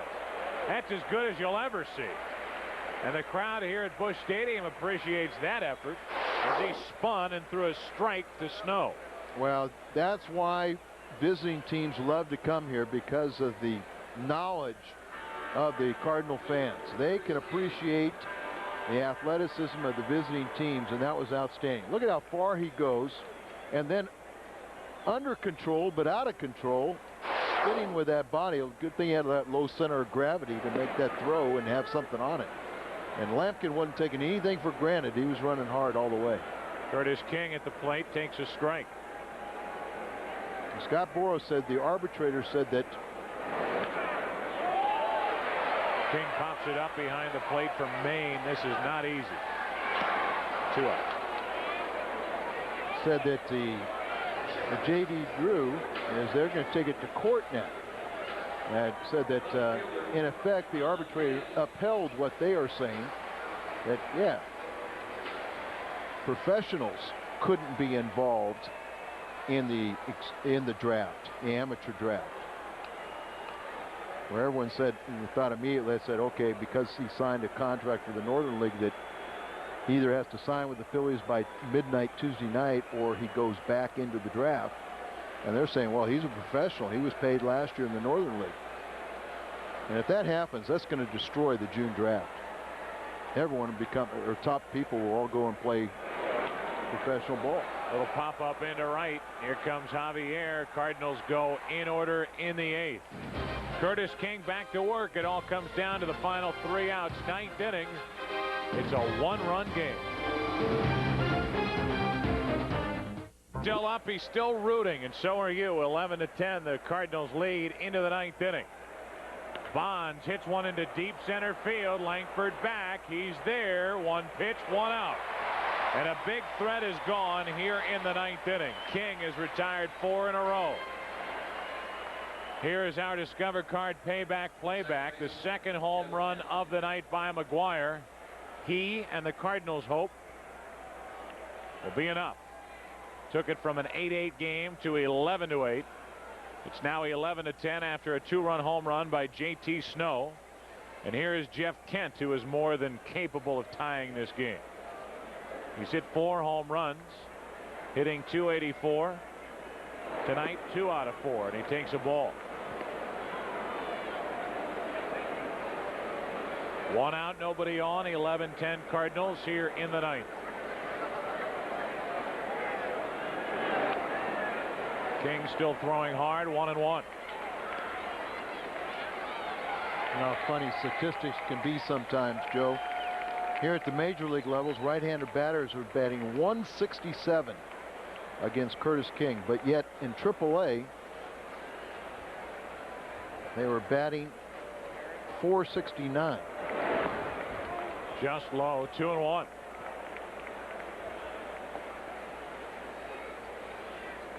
Kent trying to reach base for the 3rd time tonight. Down to the final 2 outs of the game, maybe. That's foul, 2-2. That's what we thought here last night at this point. Tying run was at the plate. 2 outs to get, and Bill Miller hit a game-tying pinch hit 2-run homer. But the Cardinals were able to hold off the Giants from there on and win it in 12. Tonight, it has been a marathon, 11-10. The Cardinals trying to hang on to that lead for 2 more outs. The 2-2 pitch, breaking ball, 3-2.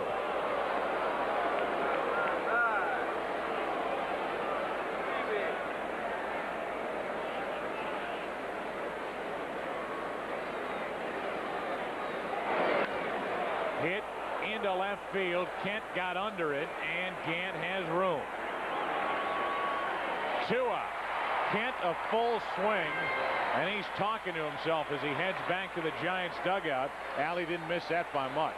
I probably dropped that right shoulder a little bit, got underneath it.